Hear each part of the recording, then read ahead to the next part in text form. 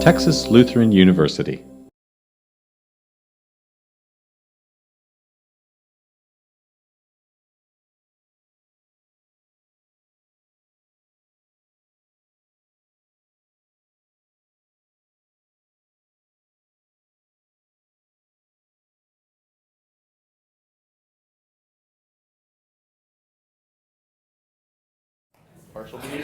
Welcome everybody. Thank you for being here on a Friday afternoon. It's cold and rainy outside, so you have nowhere better to be, and I like that weather that way. I appreciate all of your support. I see family, friends, and classmates that some have driven several hours to be here today, and I can tell you that for the teams that are going to be competing, they greatly appreciate your support. The things that happen in Bulldog Investment Company, although I am very biased, I am amazed by every single time. Our format today, we're broken down into two different teams. They will each present their best investment idea. They have to lay out the logic just like Warren Buffett would for inclusion in the portfolio that he has managed for the last 50 years. Students are limited to 45 minutes for their presentations. First time I ever told them that, they said, what could we possibly talk about for 45 minutes? Now they keep wanting to know if they can have more time because they really realize this is serious and there's a lot of stuff to talk about. After that, the judges will offer some questions. In between the two presentations, we'll have about a 10-minute break because I realize it starts to get a little bit long. Our judges today, Andrew Nelson, our Chief Financial Officer, Nate Rashke, TOU graduate, Jacob Thomas came all the way from from Kentucky, and John Zarodka, who was one of my first victims in Bulldog Investment Company, just couldn't leave well enough alone and continues to work in our firm day in and day out, as does Jacob and as does Nate. So we've got great judges today that will be hitting hard questions as hard as we possibly can to see just how well the students really know their material. So what's on the line today? To make it real, there's $10,000 on the line. So the winning presentation is going to get $5,500 in scholarships. The runner-up, $3,500 in scholarships. And we also offer up $1,000 to TOU's business department. Ernie, I believe your team is up. Show us what you got.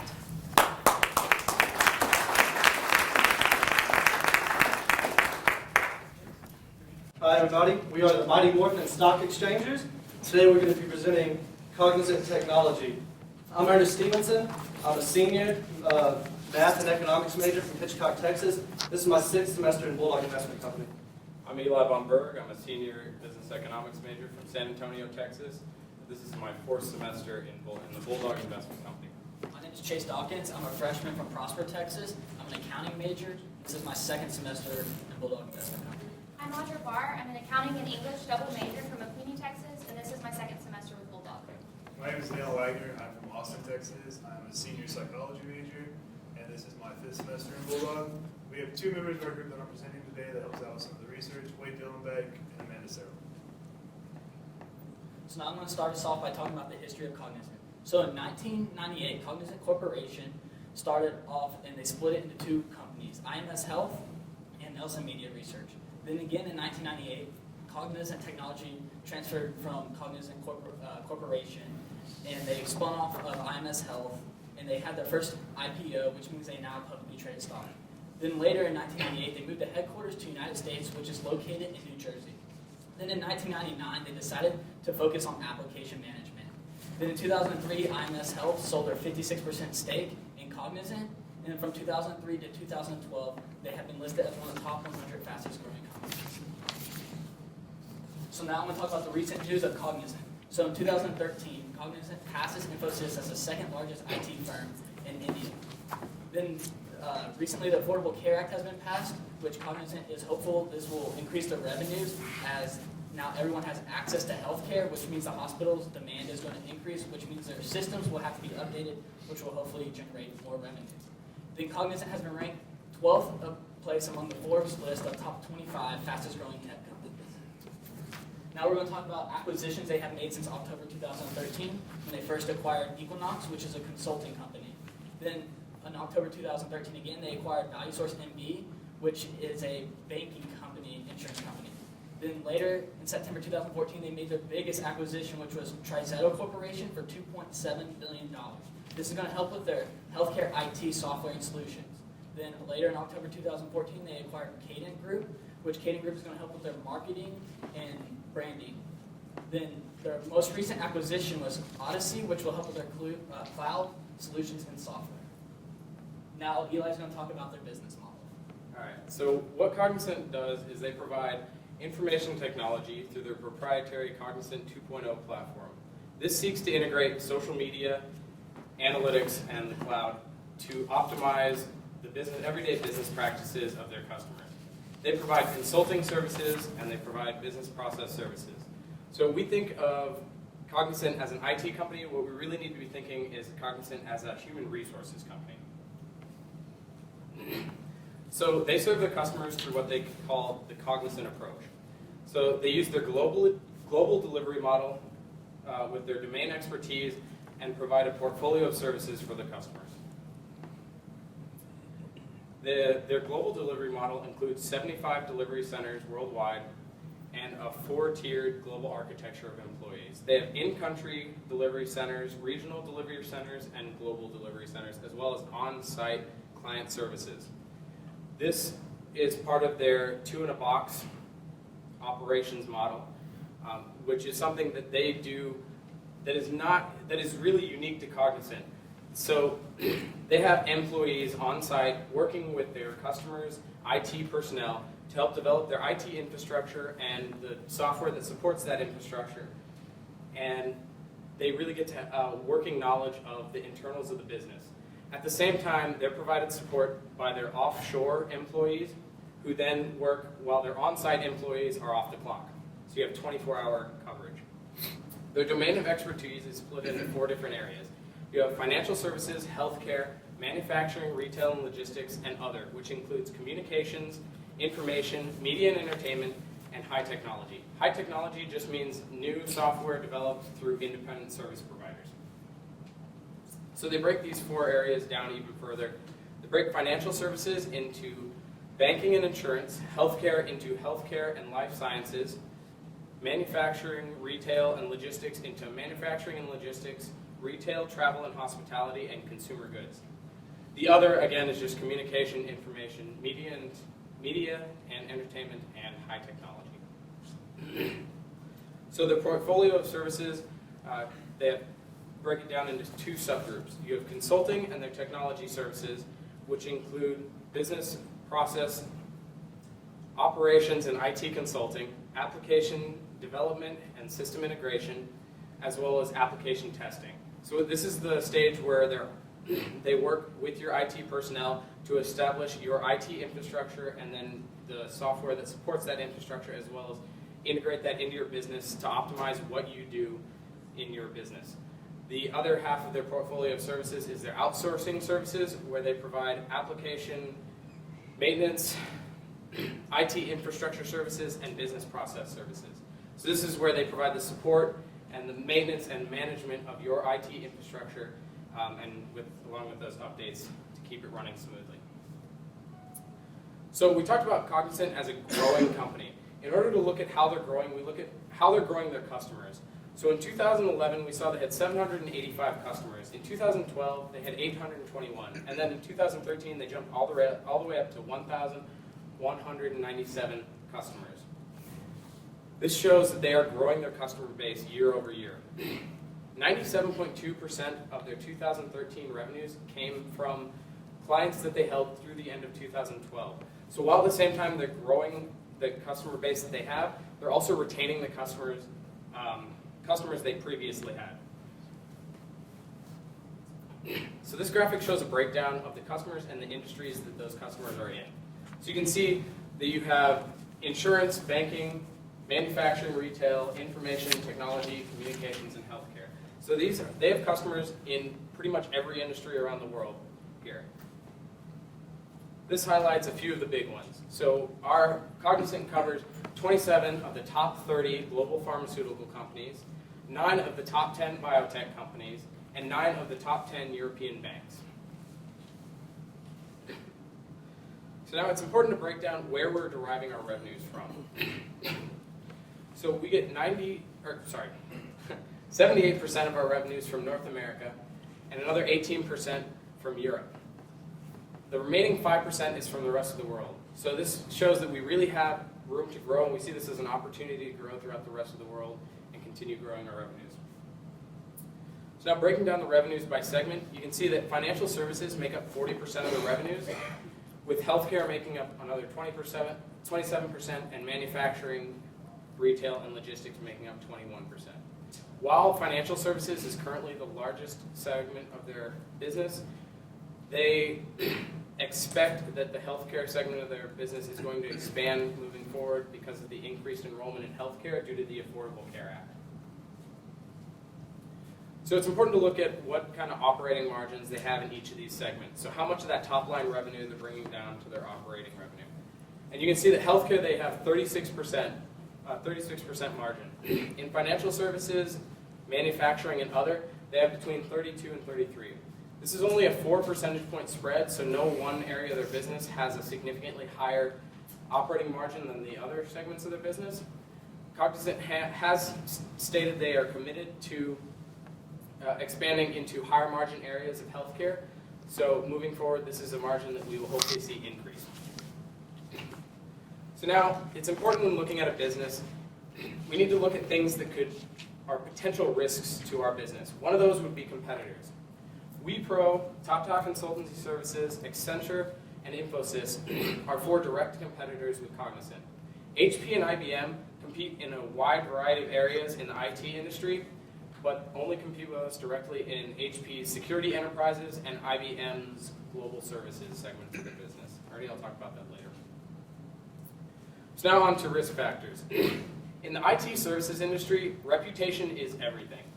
You need a good reputation in order to get new clients, as well as to retain the clients that you have. If we have any damage to our reputation, we could see a loss of clients, which would negatively impact our business. Same thing in the IT industry. You need highly skilled personnel to service all the IT infrastructure, keep up with any software updates, and so any loss in highly skilled personnel could detrimentally affect our business. You saw that earlier, 95% of our revenues come from North America and Europe. What this means is that any anti-outsourcing legislation or any increase in the citizenship or immigration limits could affect our ability to serve our customers, and if you can't serve your customers, you're likely to lose them. So that's something that we have to be aware of. Again, if there's any downturn in the economies of North America or Europe, we could also see that affect our business. Being that only 5% of our revenues come from the rest of the world, if we fail to expand geographically, we could see a limit put on our revenue growth. So as opposed to looking at that as a risk, we would like to think of that as an opportunity. We have an opportunity to grow our revenues further. And then we are in the IT industry, even though it's services, so we need to continue to innovate and develop. If we can't innovate and develop, then we're not going to be able to provide the most up-to-date service for our customers, and there's the risk that you could lose them at that point. So 78% of the employees of Cognizant are from India. What this means is we need to address specific risks associated with India. They do have a heavily regulated economy, but currently the government is interested in dramatic economic growth, so they've been really friendly with businesses, and Cognizant has taken advantage of that. Currently we operate in some of the special economic zones where they offer tax benefits for operating within these areas. So any changes to these tax benefits in those areas, we could see increased taxes. That's something we're going to have to deal with moving forward. And then because they're located in the Middle East, they're technically part of Asia Pacific, but any civil or political unrest in the Middle East, especially along the Kashmir region, which is the northwestern border of India, could disrupt operations. As of yet, we haven't seen anything that has materially disrupted our operations. So now we need to go into what sets Cognizant apart from their competitors. They have committed to allocating 19% of their operating income back to research and development. And what this allows them to do is be at the forefront of the technology world. And so they are constantly keeping up so that they can provide the highest level of customer service to their customers. They do have developed a very efficient recruitment and training pipeline where they search out and recruit the graduates of top-tier schools in India and then train them on the job-specific skills they will need to work for Cognizant. Most of those, as we've said, 78% of their employee base is from India. The wage rate in India is much lower than we have here in North America and Europe.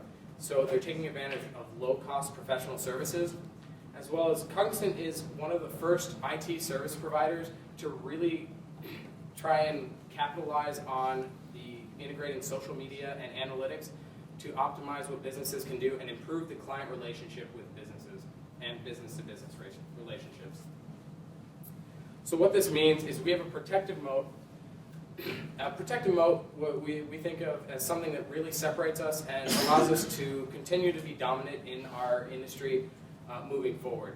So we think of Cognizant as a sticky business. They are the IT service provider in that industry. So what this means is when people hire them to come in, they help develop their IT infrastructure, develop the software that supports it, and then provide any maintenance and updates that software needs. That paired with the on-site offshore model that they use, where they have employees on-site working with their IT professionals, they develop an in-depth knowledge of what the business does, how they operate, what their goals are, and so they can cater the IT infrastructure to work for that business. So that customization makes it really difficult if they were to switch to another IT service provider. They would have to start over and they would lose all those synergies that they've gained through working with Cognizant.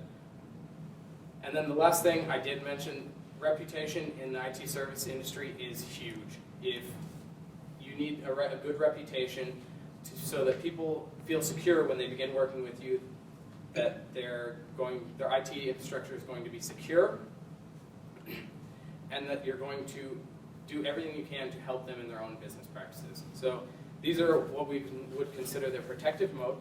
And I'm going to pass it over to Audrey, who's going to go walk through the interpretation of financial statements. The interpretation of the financial statements are the metrics that Warren Buffett uses to determine whether or not a company is a good investment. We're going to start with the gross profit margin. Companies that have a gross profit margin of 40% or higher generally have a sustainable competitive advantage due to their strong financial position. As you can see, Cognizant is sitting at 40.13%, which is just above our 40% threshold. Research and development as a percentage of total revenue is 8.8%, and it also meets our 10% threshold. Net profit margin is sitting at about 14%, and that meets our 10% threshold. The obligation ratio tells us how many years it would take for a company to fully pay off all of its long-term obligations, and it's calculated by taking preferred stock and adding pensions, long-term debt, and leases times 7, and then taking that number and dividing it by net income. The reason that we multiply the leases by 7 is because 7 years is the average life of a lease. Cognizant doesn't have any preferred stock, they don't have any pensions, they don't have any long-term debt, and they have enough cash on hand to completely cover their leases. So that is why the obligation ratio is 0. Return on equity and return on capital are sitting at 19%, and that meets our 15% threshold. The reason that these two metrics are the same is because there's no long-term debt. They don't pay any dividends because they're still a growing company, and they don't have any preferred stock. Sales per share, cash flows, earnings, and book value per share have all been increasing. Revenue has been increasing, though their gross profit margin has decreased slightly over the past 15 years. Their operating profit margin has remained pretty stable. Their net profit has been increasing, though their net profit margin has been decreasing slightly. Return on capital and return on equity have both decreased slightly over the last 15 years. And over the last 5 years, the number of shares outstanding has remained relatively stable. Now I'm going to show you some graphs. As you can see, revenues have increased tremendously over the past 15 years. They've grown almost 100-fold. And this just goes to show you that Cognizant has a pretty amazing growth story. The gross profit margin, though it has been decreasing. It's right above our 40% threshold. And the gross profit margin is calculated by taking the gross profit and dividing it by revenue. The net profit margin is also well above our 10% threshold line, and it's calculated by taking the net profit divided by the total revenue. Return on equity is Warren Buffett's favorite metric because it tells us how well a company converts shareholder wealth into profits. And as you can see, even though it's decreased slightly, we're still well above our 15% threshold. From 2004 to 2009, Cognizant increased its number of shares outstanding because they were still a growing company. But over the last 5 years, the number of shares has leveled off and has remained relatively stable. Earnings per share, like revenue, has grown almost 100-fold over the past 15 years. And once again, that just shows you that Cognizant is a rapidly growing company. And retained earnings shows you that same high growth picture. Now Chase is going to talk to you about the qualitative analysis. All right, so we're going to talk about the qualitative analysis. And as you can see, they have a sustained competitive advantage, and they are easy to explain as Eli has done. They also are not unionized, and they do not require a heavy capital infusion. But they do require a lot of research and development, but this is expected because they are a technology company. But as Audra said, it's 8.8%, which is still under a 10% threshold. And the inventory will not become obsolete, and they don't have any write-offs. But they are able to raise their prices to offset inflation in the future, and they will sell more product in the future. Now I'm going to talk about DuPont's analysis comparison compared to IBM, Accenture, Infosys, and Wipro. And this allows us to break it down to see where companies are deriving their return on equity from, which is Warren Buffett's favorite measurement. So we can look at the total asset turnover, which shows us how well they're using their assets to turn it into revenue, which we'll see Cognizant is sitting at number 2. Then we're looking at the net profit margin, which shows us how well they use their revenue and turn it into net profit, which Cognizant is sitting at number 3, which is still very good. Then financial leverage multiplier is very important because it shows us how they use debt to finance their assets. And we can see that Cognizant is at number 2 again. But if we look at IBM and Accenture, who have high financial leverages, means they're very leveraged, but is why they're able to juice such high returns compared to Cognizant. That's why they're sitting at 89% and 58%. Now we're going to look at the DuPont analysis compared to ourselves over the last 3 years since 2011. And we can see that the return on equity has been slightly decreasing. But if we look why, we can look at the financial leverage multiplier, and it's because they have been becoming less leveraged over the last 3 years. And now Ernie is going to talk. Okay, so here we have an industry comparison for Cognizant against some of its competitors that Eli showed earlier in Accenture, Infosys, IBM, and Wipro. So you can see on the top, based on market cap, this is one of the smaller companies in this group, so they still have a lot of room to grow going forward. You can see the next few lines are valuation ratios, which show us the value and the price of these companies. And you can see that on price to earnings and enterprise value divided by earnings before interest and taxes, that they do actually have the highest value in these groups. And then on the other ones, price to sales, price to book, and enterprise value divided by sales, that they're about middle of the pack in those. They don't have a yield or a payout. As Audrey mentioned, they're still growing, and they're not currently paying a dividend, which we would like to see them use that cash for acquisitions and to grow the company. Return on assets is about middle of the pack, and their return on equity is above our 15% threshold, like Audrey said, but as Chase said, they don't juice their returns. If you look at IBM, which has the highest RE in this group, they have a very high debt to equity and use a lot of debt to get those returns. And then you can look at their profitability margins, operating and net margin, and see that both of those are about middle of the pack.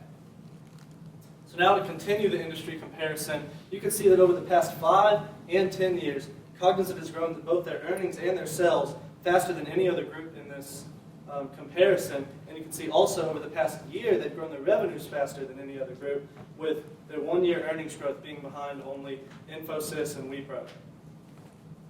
So now, on that last slide, I showed you a few valuation metrics and showed that Cognizant looked pretty high on an absolute basis compared to the other companies.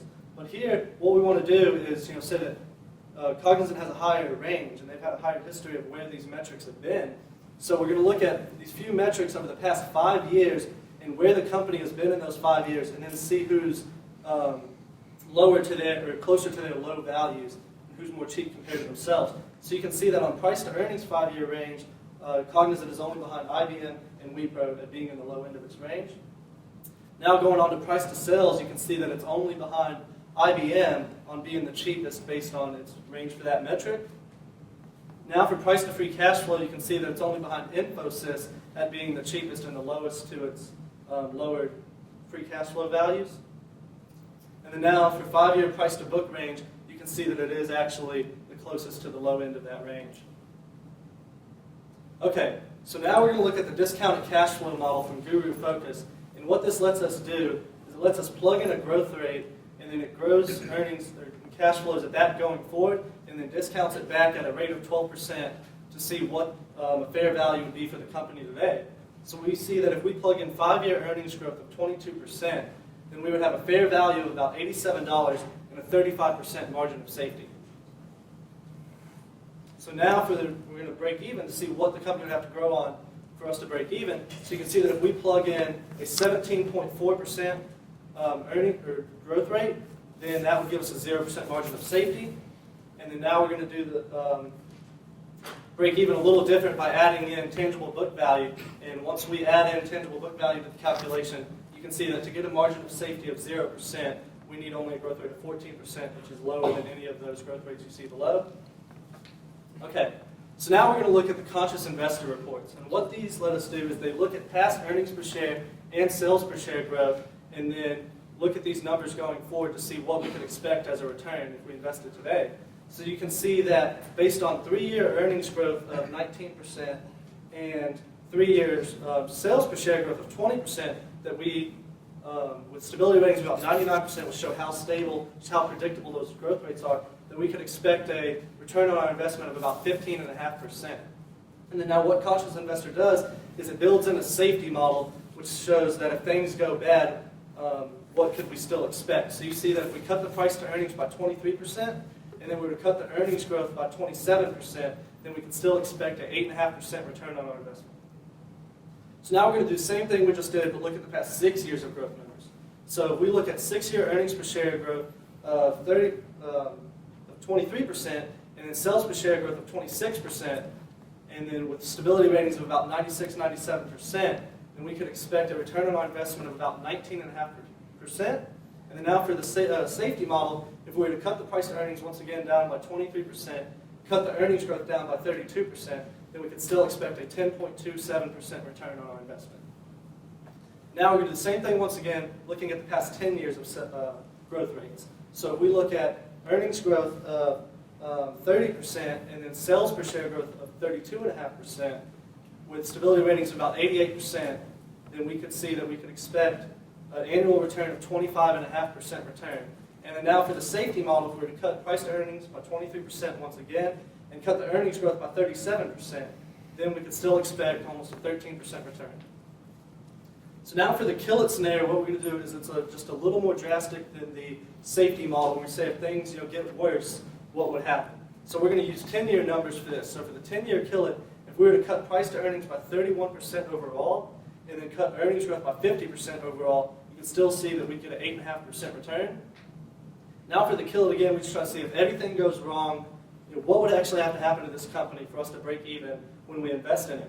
So you can see that we'd have to cut the price to earnings by 60% overall, and then cut the earnings growth by 70% overall, and at that point we'd have a 0% return. Okay, so we know that we had Audra say that they have no long-term debt, and until they haven't had any long-term debt until recently, and they've never even had any short-term debt.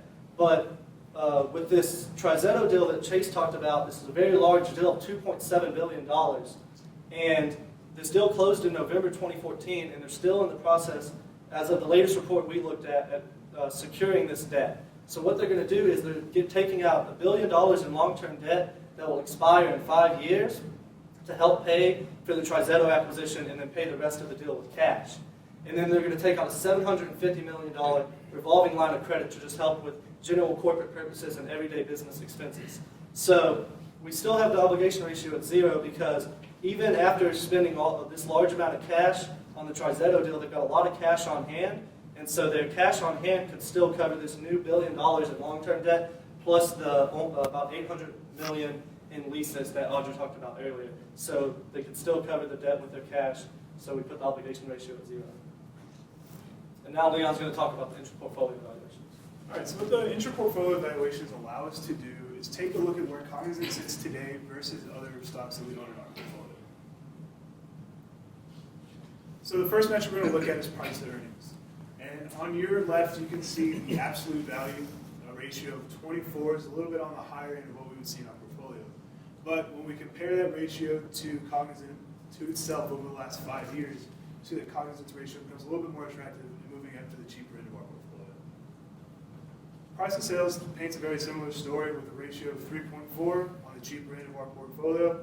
Compared to itself, moves up to the cheaper side. Price to book, again, on the more expensive side of our portfolio, but when compared to itself, you can see it would be the third cheapest stock that we own today. Price to free cash flow, an absolute value of 23.9, compared to itself, and it becomes the fourth cheapest stock that we would own today. Now we're going to take a look at the value bands. What the value bands allow us to do is take a look at where Cognizant sits today compared to itself through its history. So these 4 lines here will remain consistent throughout the series of graphs I'm going to show you. The bottom green line represents our 20th percentile. The lighter green line represents the 30th percentile. The yellow line is the 70th percentile, and the red line is the 80th percentile. You can see there are some gaps in our graphs, and what we did there is we took out some of the higher valuations to help paint a more conservative picture. The years may change from graph to graph as well, and that comes from us cutting out parts of the graph that were a little higher, so we had to shift the timeline a little bit just to make the graph make a little bit more sense. So over the last 16 years, we can say that price to earnings compared to itself today is sitting just above our 30% threshold, 30 percentile. Price to sales going back to 1999, again sitting right at our 30th percentile. Price to free cash flow going back to 2009, sitting right on top of our 30th percentile. This just helps to show that now is a good time to get into Cognizant because it is at a relatively cheap valuation compared to itself. Price to book, going back to 2008, again sitting right on our 30th percentile. Enterprise value to revenue, looking back 16 years all the way back to 1999, again sitting right on our 30th percentile. Enterprise value to earnings before interest, tax, depreciation, and amortization. Looking back 16 years again, right on our 30th percentile. Again, just showing us that right now is an attractive time to get into Cognizant. Enterprise value to earnings before interest and tax over the last 16 years again, right on our 30th percentile. And now what this chart is going to do is it helps combine all of the series of graphs that I just showed you. On your right, you see the absolute values of multiples, and then in the middle you can see the historical rank or the percentile that multiple is in today compared to its history. When you look at the bottom, you can see that today, overall, Cognizant is in the 37th percentile with its valuations.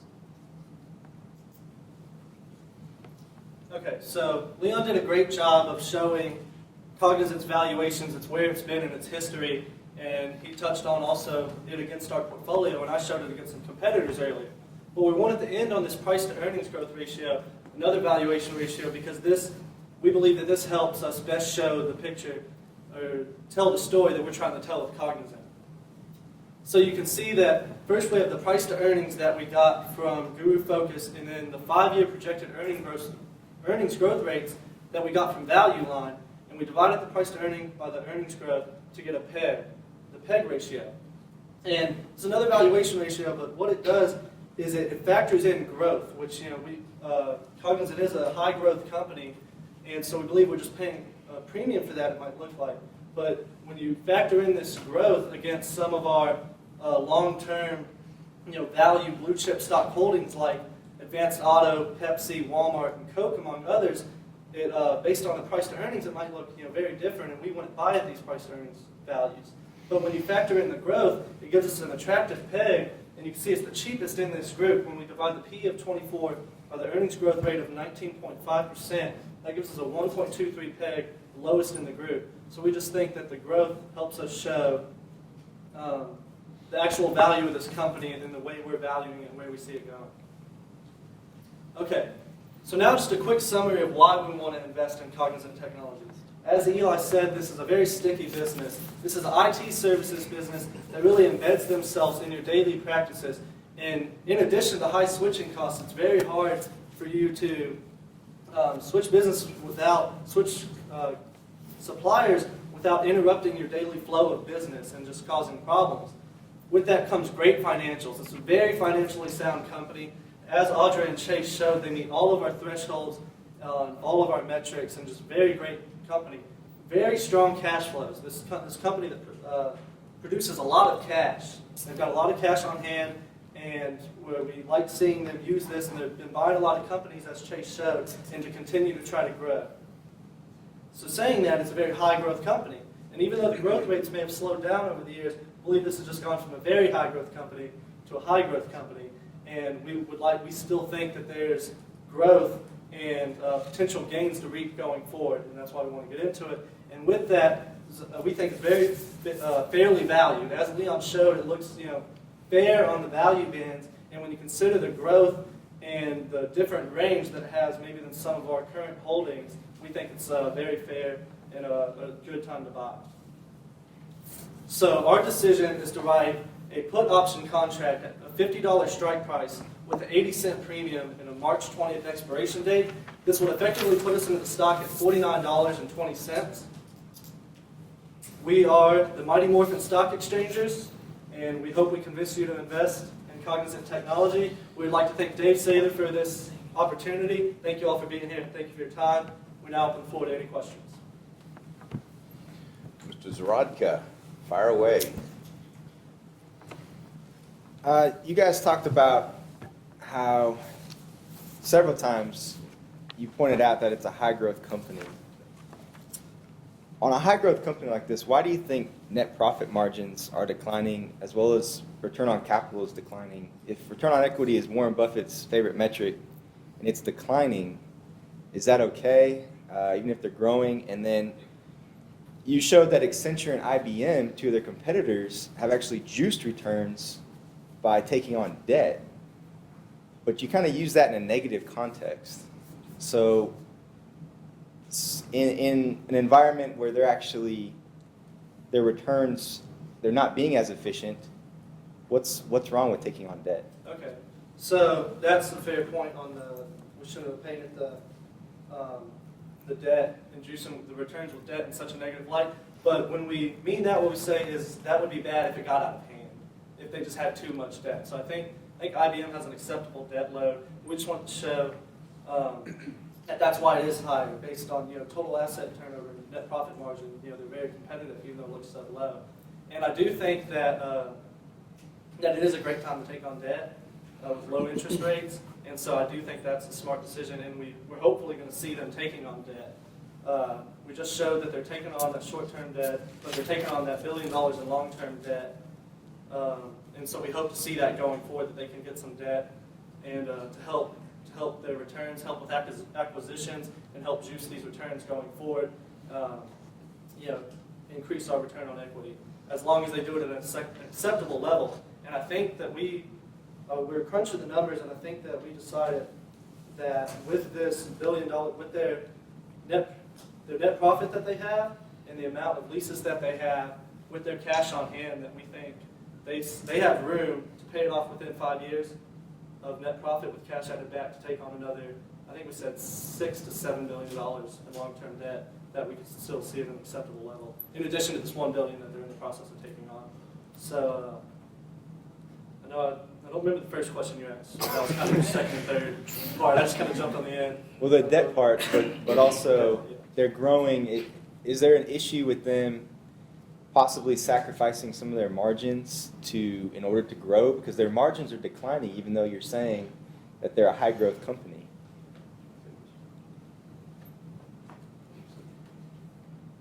You're saying their margins are declining and they're sacrificing that for growth. Is that okay with us? Well, I'm just asking, is that what's happening?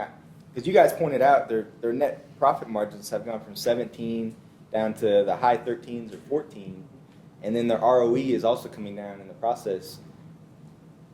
I'm just asking, why do you guys think that's occurring?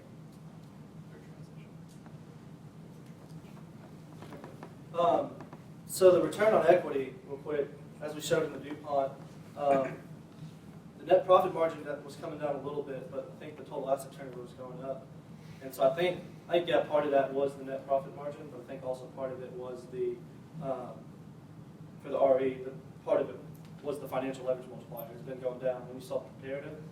So that's for the return on equity, but if we see them taking on debt, we would hope to see that going up. But for the net profit margins, we think that when they were expanding, years ago, and they had a lot more, they didn't have to compete for some of these larger contracts, and I think, they might have been able to keep costs lower at the beginning, and now they're transitioning into a different, I don't want to say they're transitioning, but they've been a very high growth story, and we still show that we think they're more of a high growth value stock instead of a growth stock like they've been. So we think that just competing with these companies, these larger companies, and having to do that, I think that might explain why the profits have come down a little bit. They're hoping they haven't broke into, in healthcare at least, they haven't broke into as high of margin services in healthcare. They're in the healthcare industry for sure, but they haven't gotten into as high margin as IBM and Accenture. So they're planning to get into those. And I know also they're really emphasizing the SMAC technologies, and that's social, mobile, analytics, and cloud. And they see a lot of growth coming there. I think they had, I can't remember the revenue number they had last year, but they said that it was growing a lot faster than they thought.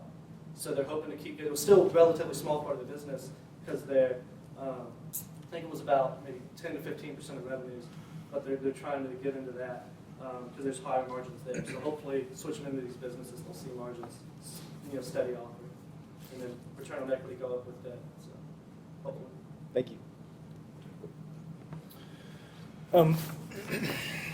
Can you guys discuss a little bit what you see as their biggest threat right now?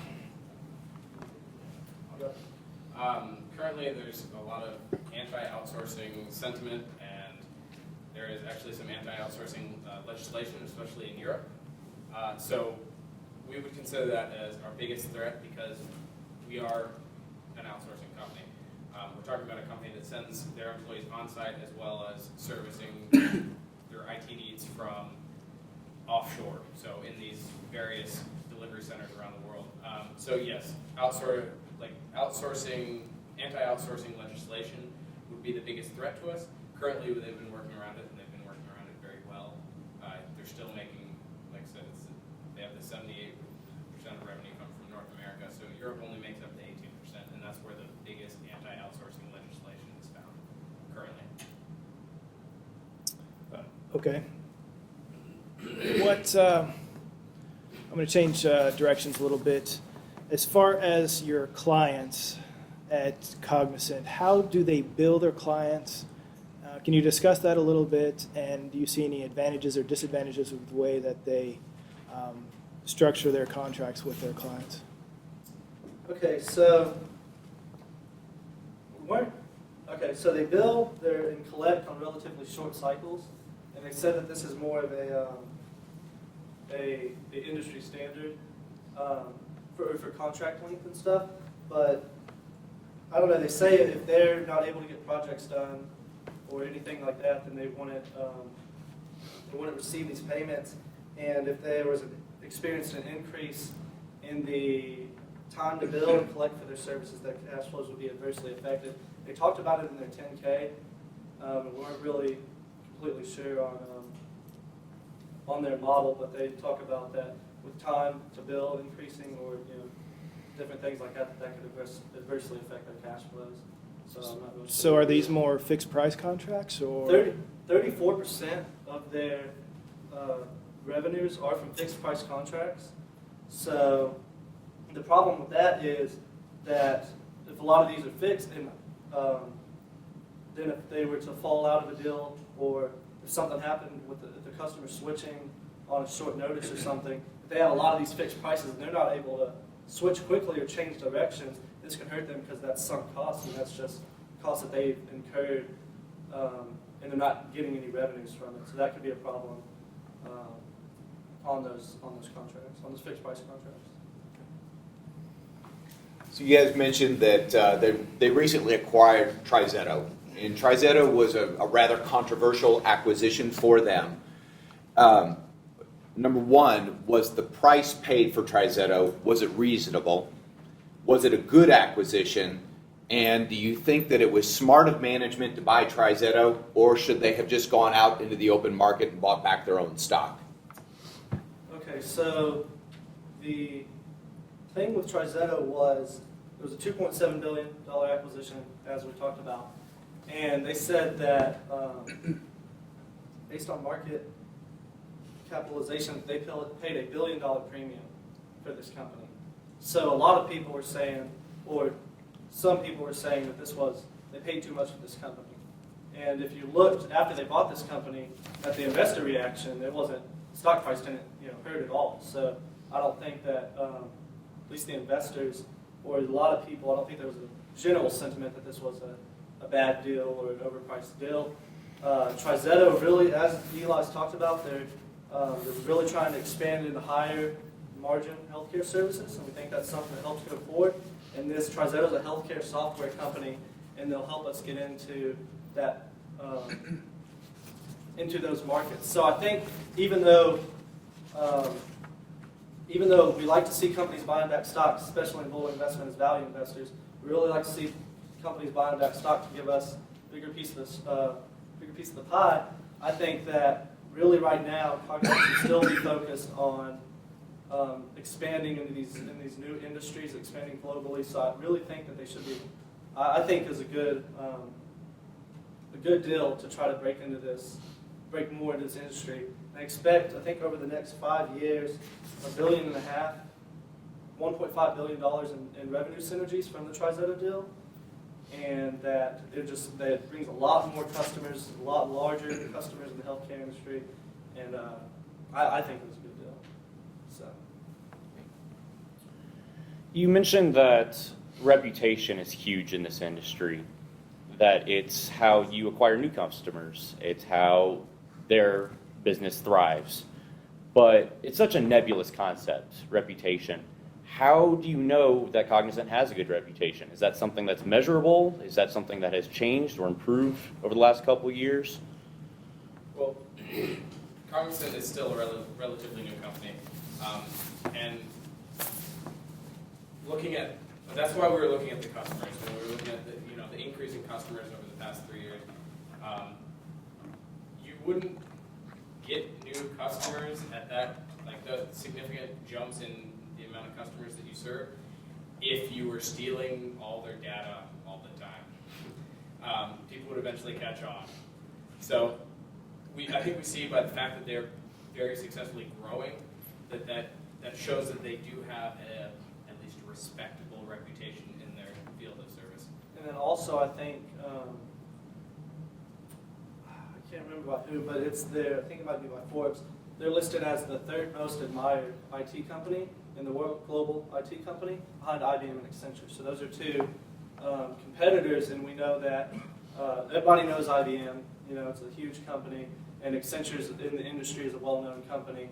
But Cognizant is moving up that, and then they've, like you said, a newer company, but they're the third most admired IT company in the world. So we think that kind of solidifies their reputation.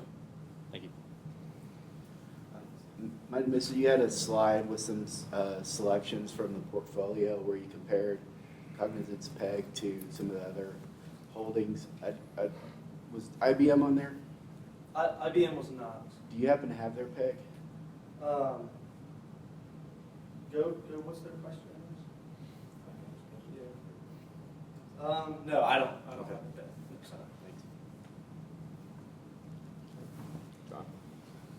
So you guys talked quite a bit about the employees of Cognizant. So you said 78% of employees are from India, but 78% of revenues are from North America. So do you know, you also talked about the on-site employees versus the outsourced employees, and so offshore ones. So how many employees are citizens of India but actually work in North America? We have about, it's So around 25% are actually on site. As far as specifically in North America, no, I don't know what to tell you on that one. I would imagine a larger, if Yeah. 25% of employees are on site and 78% of their revenues from North America, I imagine that's pretty equivalent to 78% of the that customers we have. 25%. So around maybe 20% of that, but we don't know the exact number. We just know the 25% on site. There's a lot of political debate about immigration into this country, and are you concerned at all about the number of H-1B visa holders that Cognizant is allowed to employ, and how that affects their business model? Yes, I mean that's something we have to watch out for. Currently, it's 60,000 a year H-1B visa members allowed into the United States, and then another 20,000. I'm drawing a blank on the type of visa, but you have basically a graduate degree or higher. So that's a combined total of 80,000 employees that we're allowed to bring into the United States every year. So while that is a concern and that's something we need to watch out for, bringing in 80,000 people a year, we are able to serve the customers we have currently with that number. If it becomes a problem, we'll probably see them put into place some kind of contention or raise some kind of suit against it. Do you know what total percentage that is out of their total workforce? 80,000? Do you happen to know?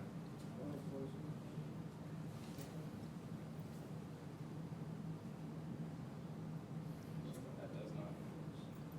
Do not have that number for you right now. No. Okay, thanks. So I would be curious to know your analysis. I mean, certainly there are cheaper companies out there. Why did you guys choose Cognizant over some of the other companies that you could have presented? Just any company in general, or are you talking about like Sure. competitors? Why did you end up on Cognizant? Okay. So, as you know, the market's very high right now, and there's not a lot of value out there. There are definitely still some cheap companies out there, but you're having to really search and to really look around. And when we saw Cognizant, initially looking at its valuations, it didn't look cheap. But once we looked more into it, once we looked into the growth, I think we were just excited about where it's going. And there's just not a lot of deals that we saw. We had looked at a couple, more predictable, or not more predictable, Cognizant's pretty predictable, but more traditional long-term holdings like companies that we have, but they just didn't get cheap enough, or just things, we had our eye on some stuff that just wasn't cheap enough, and we just decided that Cognizant was the best value based on its growth and where it's going. And yeah, I mean, I don't really have an answer for you besides just that there's not a lot of opportunities out there, and we're sitting on some, and just in the time frame we had, none really materialized. So we live in a world where cybersecurity is absolutely huge. You keep talking about how Cognizant is a smaller but yet up-and-coming company. If I am running a company, and I know you've already told me IBM and Accenture are the big dogs, if I am the IT guy, why would I ever hire Cognizant to run cybersecurity for my firm when the easy decision is to hire IBM, Accenture over Cognizant any day? Well, in Nate's first question, he asked about the reputation, and right there, Cognizant was up at the top with Accenture and IBM as top three most admired. So they have the reputation for service. They do have that on-site offshore model where they have somebody working at your business with your IT professionals. So that provides you somebody right there who's going to be servicing all your IT needs, while at the same time you have 24-hour service because their offshore compatriots are going to be working while you're off, while you and your IT employee working with you are off the clock. So we're looking at a company that's getting to be comparable with IBM and Accenture, It's still growing, but it's something that's established itself as a player in this IT services game. And there's also no security problems yet. There you go, Dave. Hey, I think that it could be argued that with an industry like this, that it's relatively low capex, but that also means that there are relatively low barriers to entry. And there have been an increasing number of players in this industry, and you've noticed that your profit margins have gone down, somewhat attributable to the higher level of competition and other factors, but that being part of the case. So when thinking about that, it's easy to say, yes, they have the reputation, and it's not easy for a new company to have a reputation and take market share. But what if someone like Google was to spend $10 billion and enter this industry? Would that change your thoughts on the competitive landscape?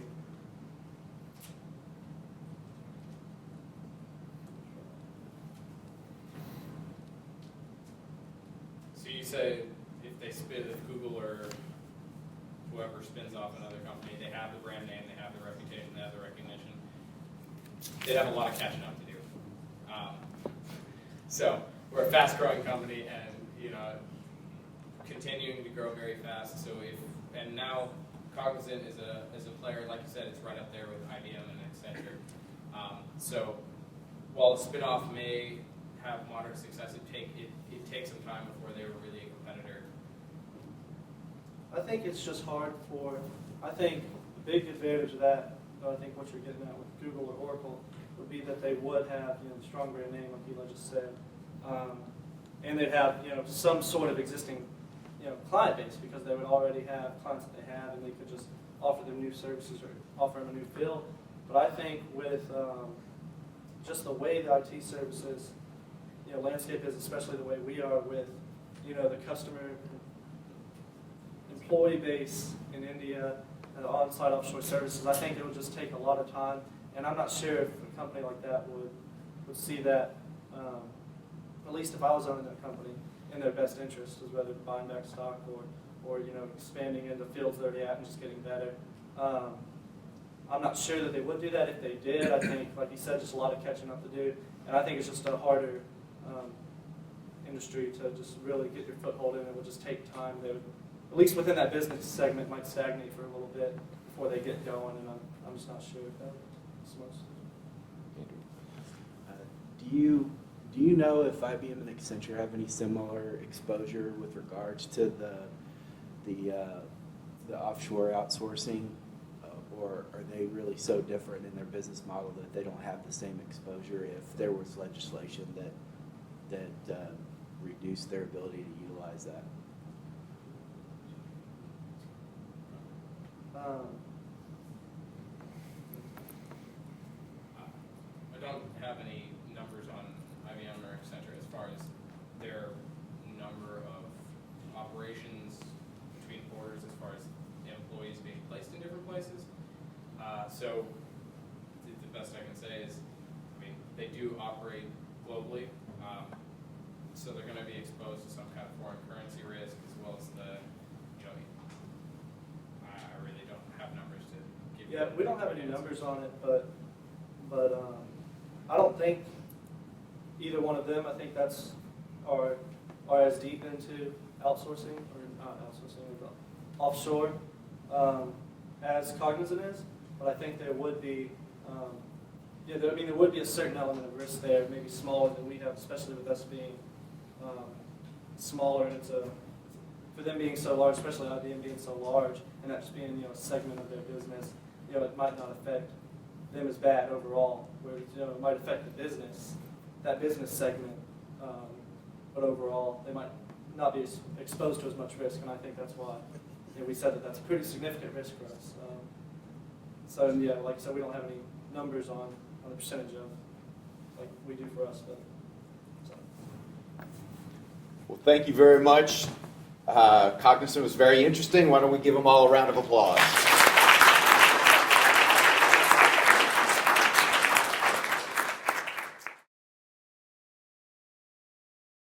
Why don't we go ahead and have our second team, the controversially named Wolves of Court Street. Let's hope they have a better ethical outcome than other similar names.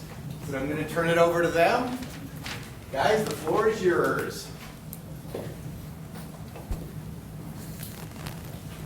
All right, guys, again, I want to thank you all for spending some of your Friday afternoon with us. I want to thank professors and Andrew Nelson for being here, supporting the business department and Bulldog Investment Company as a whole. I need the students that stayed around and stuck with us. Appreciate that, guys. We put in a lot of time, a lot of work on this, so we definitely appreciate that. And I want to thank Dave and all the gentlemen up here. Without them, Bulldog Investment Company, all their time, their effort, wouldn't be possible. And as we were saying earlier, as Dave was saying, Bulldog Investment Company was founded on this idea of value investing. Well, today, we, the Wolves of Court Street, will be presenting to you what we think is one of the best value opportunities in the past 10 years in the market. We're presenting American International Group, hereby referred to as AIG. AIG is one of the world's largest insurance companies and is trading on a discount to liquidation value. So what that means is that if we were to sell off all of AIG's assets, pay everybody that we owe, the shareholders would receive more money in their pocket than the price is currently trading at. Allow us to introduce ourselves. Hi everybody, my name is Tasha Phillips. This is my 5th semester in Bulldog Investment Company, and I am a junior accounting major. Hi, my name is Emily Crow. This is my 4th semester in Bulldog Investment Company, and I am a senior, and I'll be graduating with an international business degree. Hello, I'm Stephanie Thompson. This is my 5th semester in Bulldog Investment Company, and I'm a junior accounting major. Good afternoon, I'm Kelly Gummer. I'm a senior business management major, and this is the end of my 2nd year in Bulldog. And I'm Martha Munoz. This is my 6th semester in Bulldog Investment Company. We're graduating in May. So today what we're going to do for you guys is we're going to take the idea of AIG and kind of tell a little bit of story. Tasha's going to outline some of the stuff, maybe you guys have some preconceived notions of what AIG is, that you guys have heard of them in the news, and we're kind of going to dispel any of those myths that currently exist. Emily's going to take this complex idea of what insurance companies do, break it down to colloquial terms, see how AIG generates its revenue, its premiums, and just kind of in everyday language so we understand what AIG does and how they make money. Stephanie's going to talk a little bit about some of the negative headlines that continue to this day on AIG and how we see this as an investment opportunity for, like we're saying, value investing, as the ability to separate those noises and separate the distractions and the negative headlines and look more at the intrinsic value of a company and that we identify. Finally, Kelly's going to outline, she's going to show that margin of safety and that value gap and show how financially strong AIG is today, and then I'll wrap it up with historical valuations and our recommendation on AIG as a whole. And I'll pass it to Tasha Phillips, who will be taking care of her business. So how did AIG get started? Well, they were founded in Shanghai in 1919. So what do? Well, they're a global insurance company, and their business model is broken up into 3 segments: property and casualty, life and retirement, and a small portion of mortgage. Emily's going to expand on this further so that you can really understand what this insurance company does. Their main goal is to protect customers' principal while limiting risk and providing for retirement. So you might be thinking, AIG, didn't they go bankrupt? No. In 2008, they went through a massive bailout. Bailouts are fundamentally different than bankruptcies, which Arthur is going to expand on further in the presentation. With this bailout, the Federal Reserve took on 80% ownership in AIG. At this time, AIG was priced as a company that would be going out of business, and rightfully so. But looking forward 4 years later, they're still at that price, but they're a completely different business. So we decided to dig deeper. That's what Bulldog Investment Company is about. Looking at the numbers, looking at the business model, and seeing how they tell a story. So we did. AIG is now a different company. In 2011, they had a little makeover, and so now they're smaller, more focused, and understandable company. They are. So they're more focusing on what they do best, insuring. So with all of this, in 2011, they were able to repay the government back in full. AIG was the only company to undergo a crisis they were the only company in 2008 to go through that crisis, go through the bailout, and pay back the government in full. Not only that, the government received a $23 billion profit. In 2011 and going forward, AIG is now independent from the government. Furthering this sort of revamping, AIG has started to liquidate the derivatives. Derivatives let you use a small amount of money to control a large amount of money. This is what got AIG in trouble in the first place. Warren Buffett once referred to derivatives as financial weapons of mass destruction, and AIG recognized this. Since 2008, they've liquidated 95% of the derivatives. This go back to say that AIG is becoming a smaller, more focused on insuring and more understandable company. So where is AIG today? Their top priorities are to continuously strengthen and improve their core business, enhance their investments, and continue their relationship with the government so something like 08 and 09 never happens again. So like I said before, they're a global insurance company. Not only do they operate in over 130 countries, they hold significant presence in all of the major world markets. This map breaks down AIG's revenue globally. There's two benefits to AIG being globalized. The first is that they are able to leverage against exchange rates because they produce revenue all across the world. The second is specific to insurance companies. This is that because AIG is globalized, if a major massive disaster were to happen, that risk is lowered because the importance of that disaster is lowered because more than likely that disaster is going to be isolated to one geographic location, not everywhere that AIG operates. So now that you've seen the revenues globally, here's a look at their $69 billion revenues split up into those three business segments that I outlined earlier. As you can see, property and casualty make up the largest portion at 65%, life and retirement are 34%, and mortgage is only 1%. This goes back to them becoming more focused on insuring what they do best and becoming a smaller, more understandable company. Emily's going to further the business model. Like Tasha told you, I'm going to go ahead and expand on these a little bit, but before I do so, I think it's important to note that revenues come from premiums on insurance, from policy fees on universal life insurance and investment products, on interest from investment, and from fees on advising. I also want to acknowledge mortgage guarantee makes up 1% of total revenue. There is no further breakdown for this segment, so that's the last we're going to see of that. Property and casualty, however, makes up 65% of total revenue. Property and casualty is the leading provider of insurance for commercial, institutional, and individual customers. And they have one of the most extensive ranges of products and services through their diverse multi-channel distribution network. AIG does business with 490 of the Fortune 500 companies, but they have a very, very extensive global presence as well. As a matter of fact, they are the #1 commercial insurer in not only the United States, but also in Canada, Japan, and in China. So like I said, property and casualty makes up 65% of total revenues, but this can actually be broken down into two major segments. So that's going to be your commercial insurance, which makes up 38% of total revenue, and your consumer insurance, which is 22% of total revenue. What you didn't see noted on the chart, it's under the segment of other, and that makes up 5% of total revenue, but that's going to be offline businesses and operations and expenses that are not directly attributable to commercial insurance or consumer insurance operating segments. We can actually split this up even further. So I'm going to go ahead and explain these in a little bit more detail. You'll see on the next slide. Casualty insurance is going to be your general liability, your commercial auto insurance, your risk management. AIG's property solutions is going to focus a little bit more on physical assets or like material damage, business interruption, terrorism.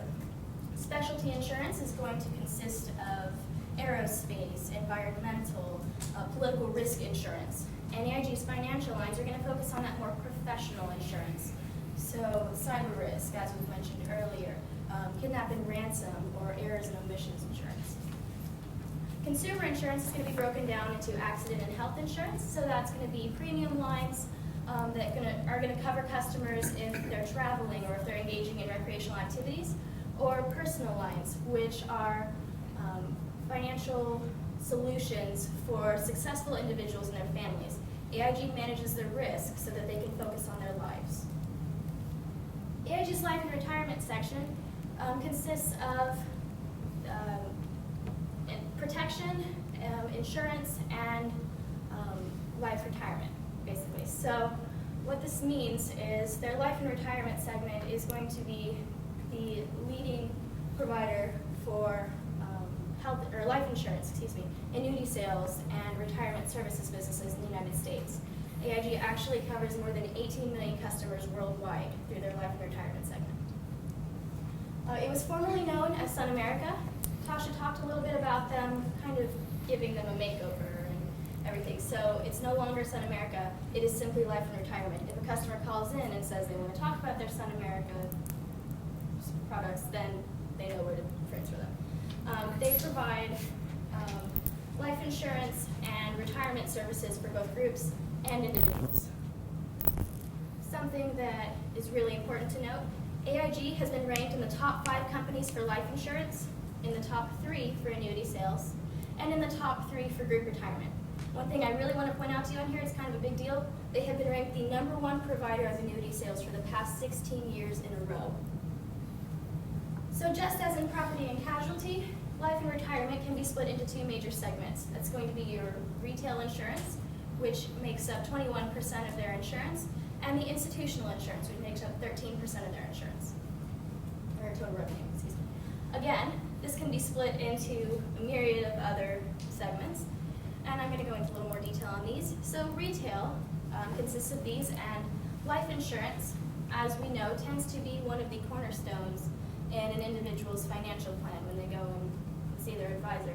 So the main point of life insurance is to make sure that an individual's family is going to be taken care of and covered in the event of their death.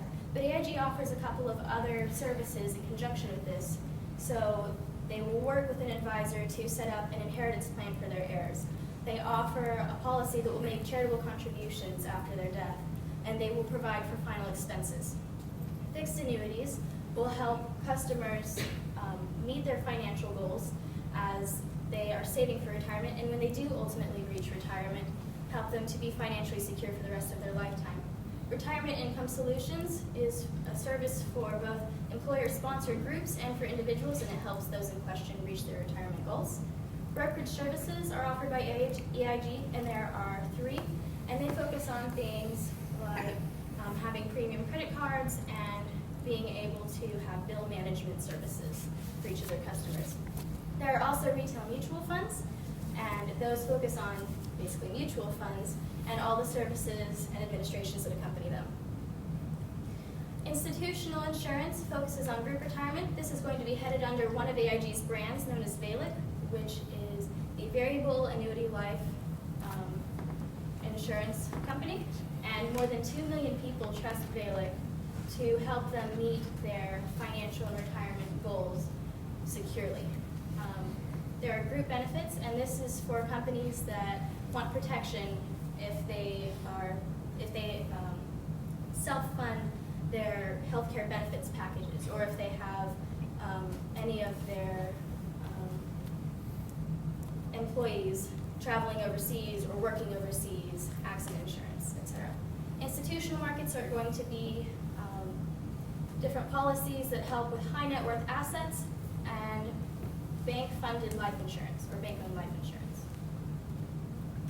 So Tasha talked about AIG's past, and Emily discussed what AIG is currently doing today. I'm going to talk about the catalysts that make AIG today a sound investment for tomorrow.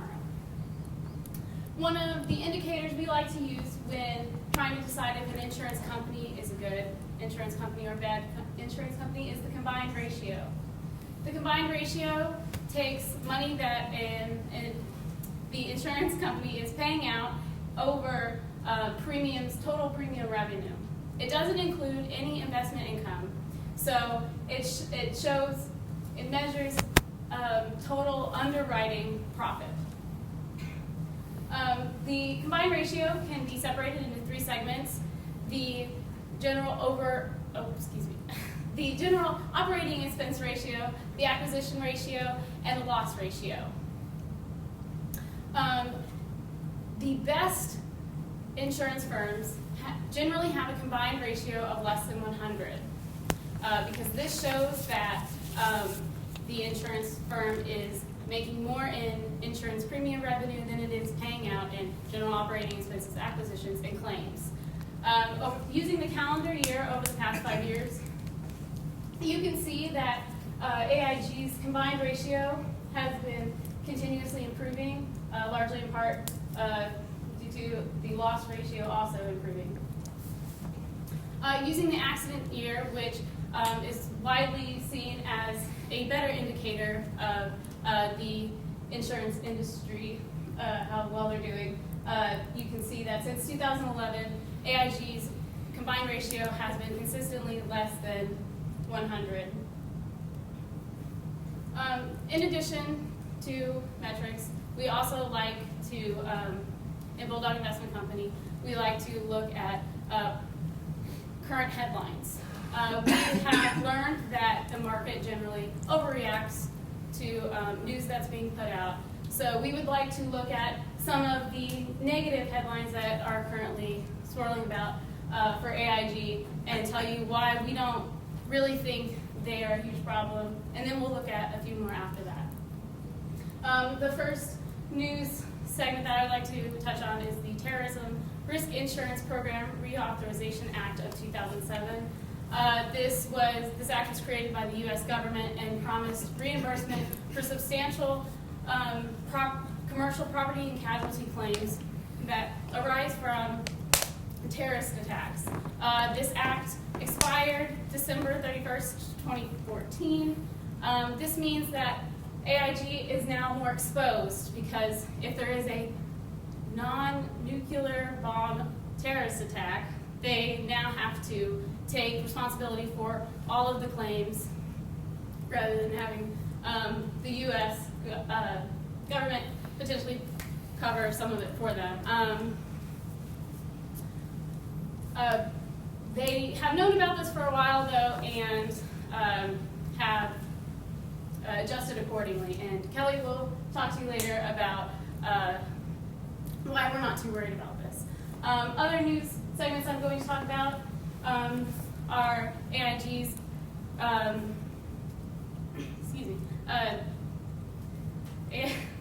AIG's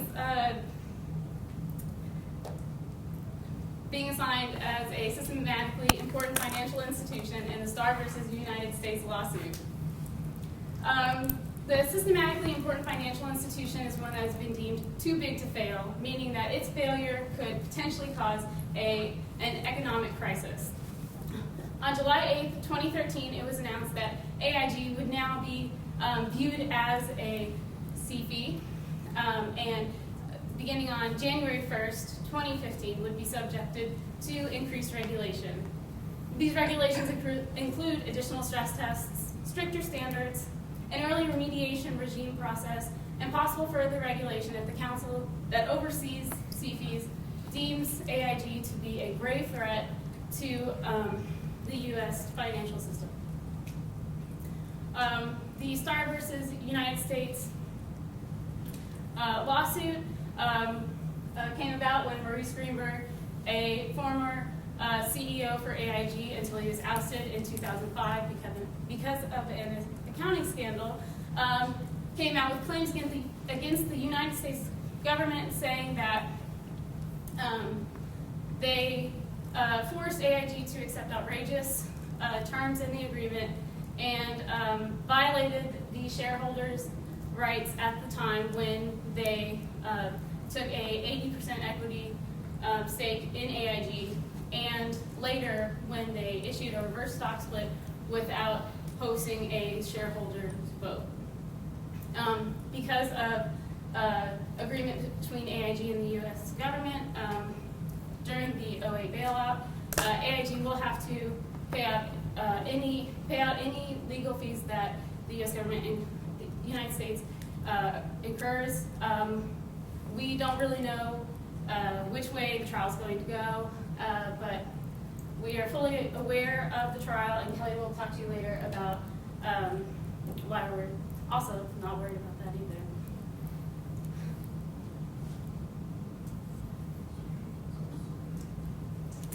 Other recent news, AIG was recently chosen to join Coke and the Red Cross as a super brand.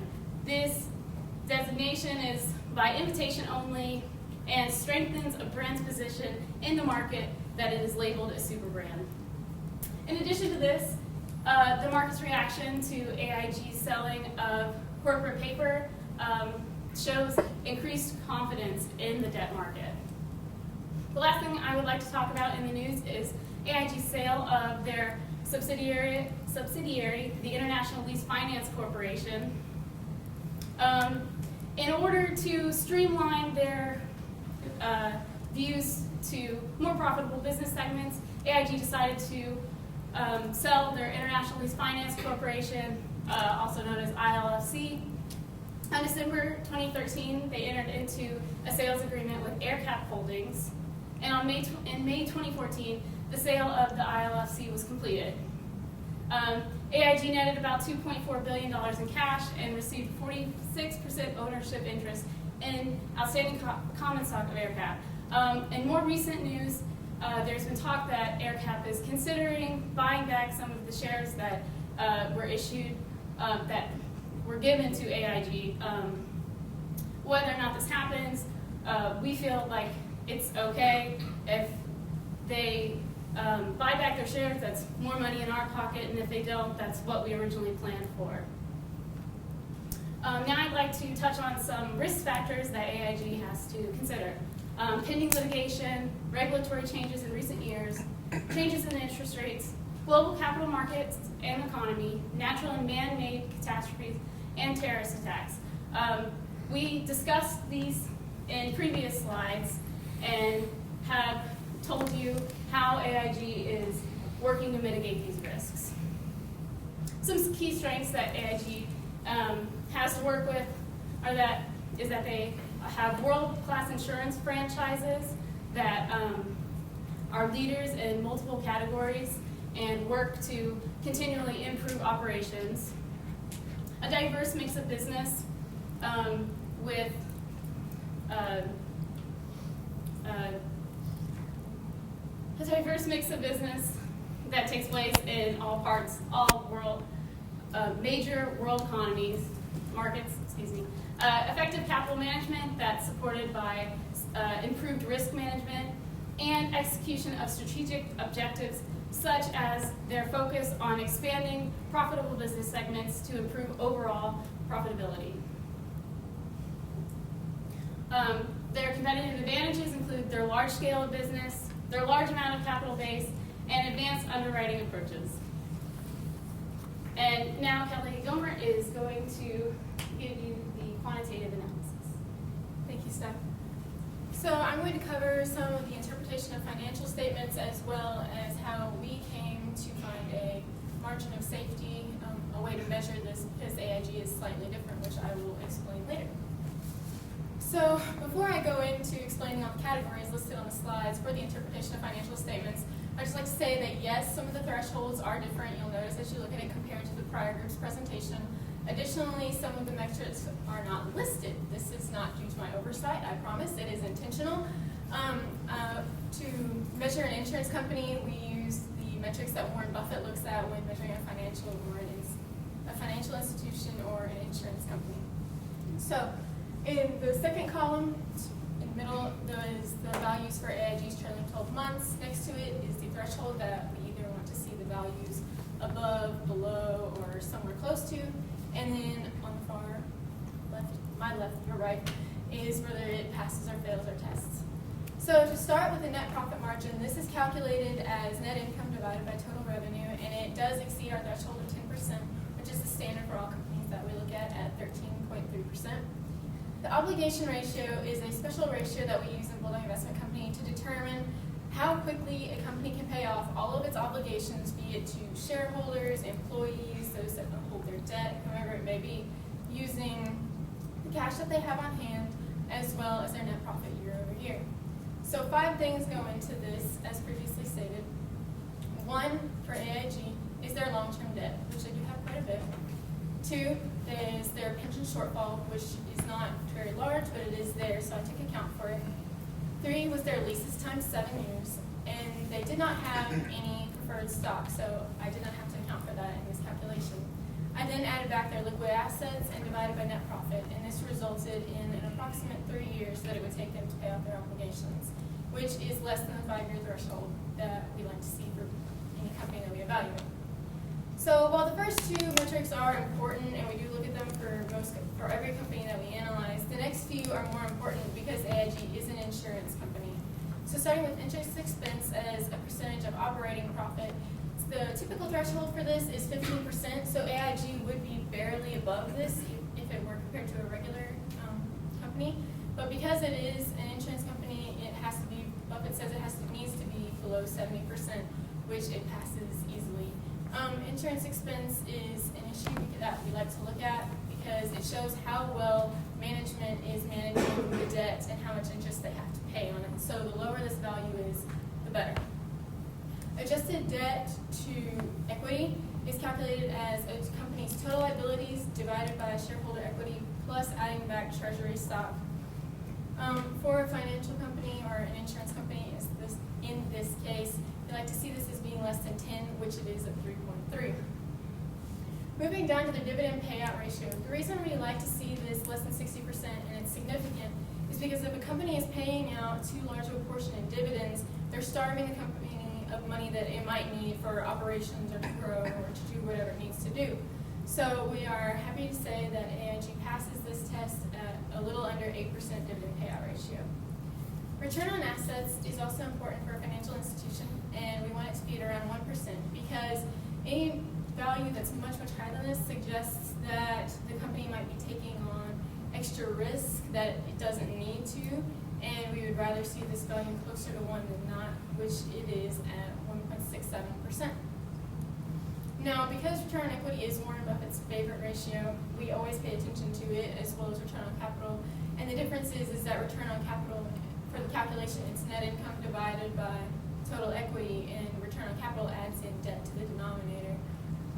But because of the industry that AIG is in, these do not have a threshold, and so we look at them, but it's not as significant as some of the other metrics.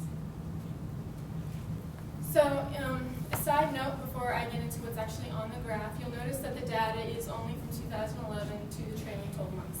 This is because, as we said previously, they underwent the bailout in 2008, and then in 2011 they became more or less independent of the government, so to speak, and started running operations the way they are now, which is with more of a focus on insuring consumers and such.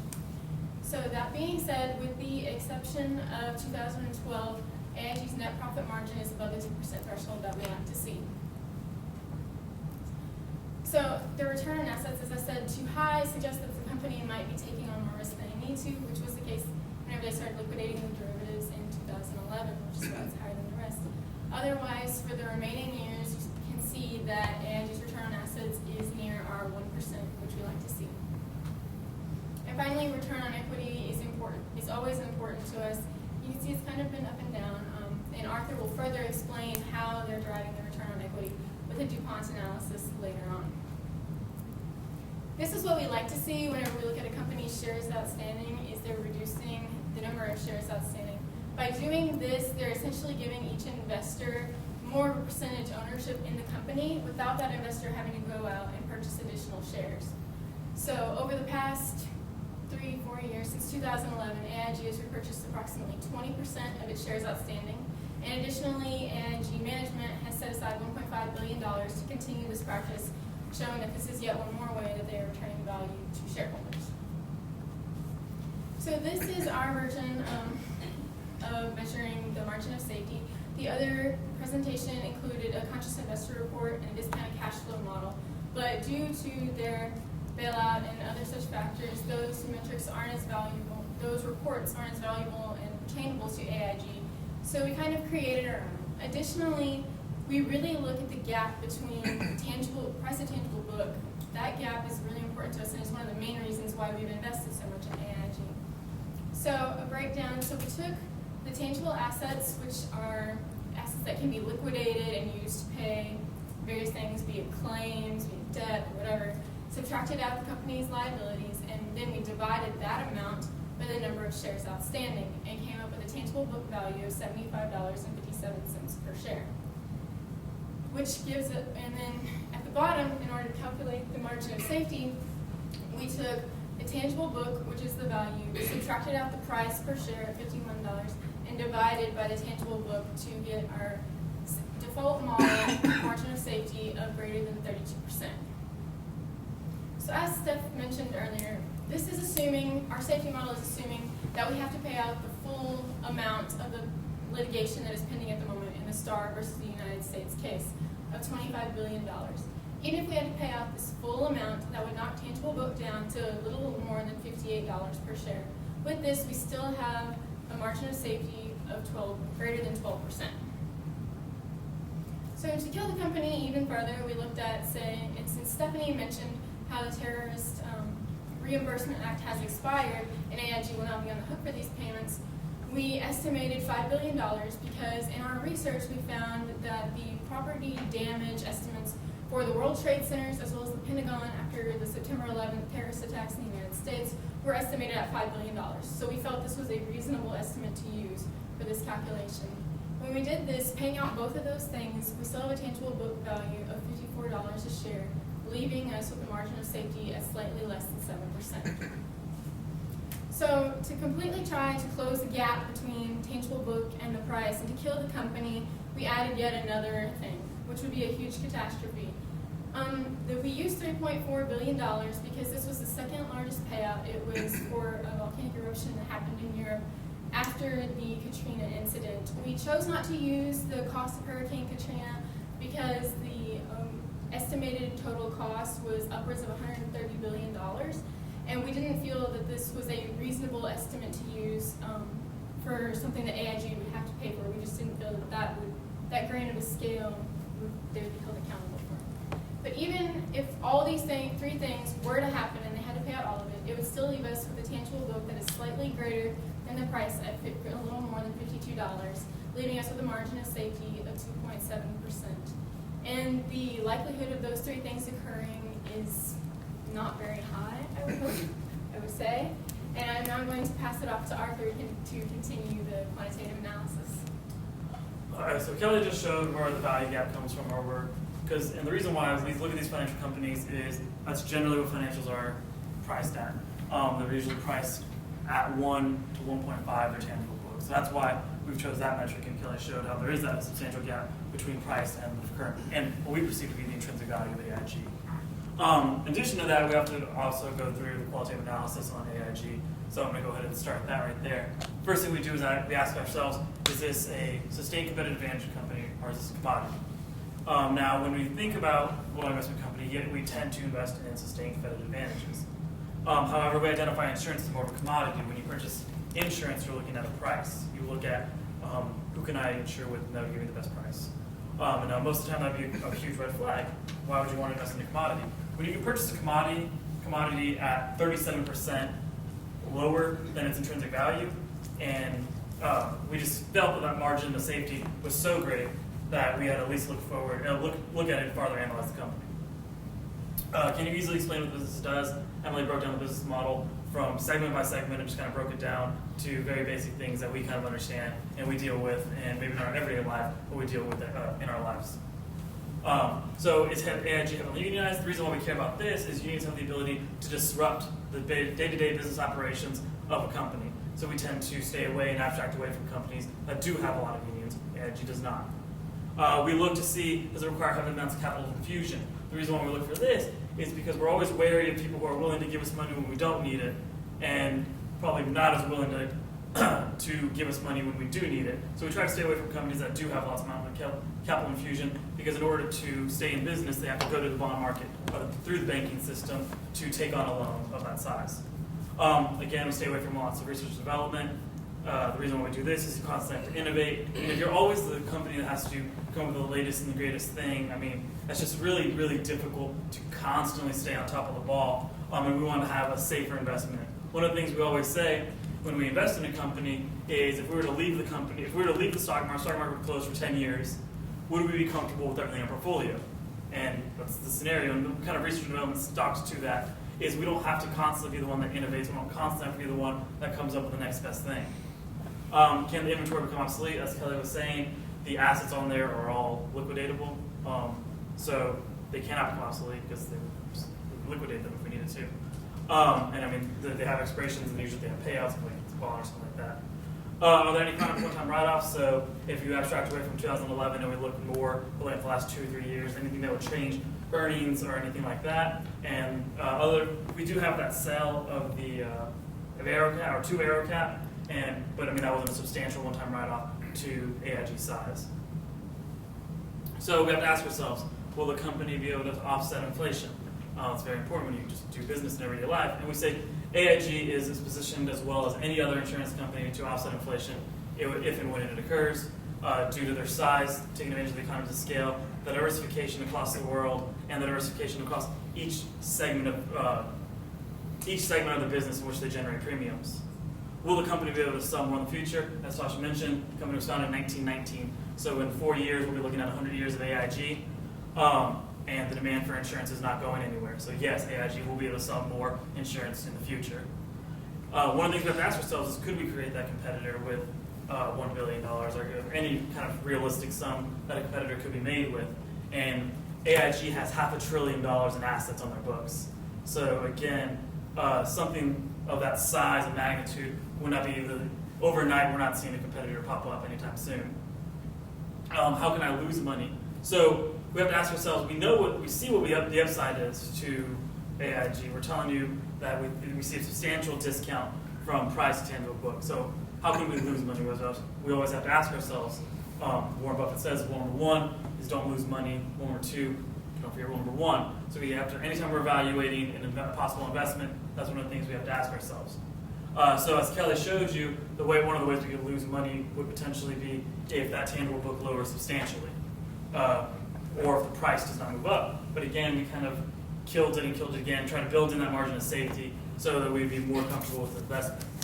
So what is the company not worth? Our kind of thesis is that AIG is worth at least its tangible book. So we're talking about extreme multiples of tangible book. At that point, if AIG were to ever be trading at 1.2, 1.5 times tangible book, we would reevaluate the company. We'd see something that was systemically different that would warrant higher valuations. And if not, then we would consider exiting our position.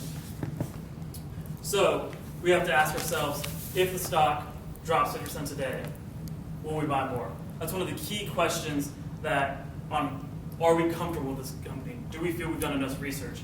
And the answer to that question is yes. If AIG were to drop 50%, the value gap would just increase in our eyes, and we would be, this is not our first time presenting AIG. We continue to present AIG. We think it's a solid investment.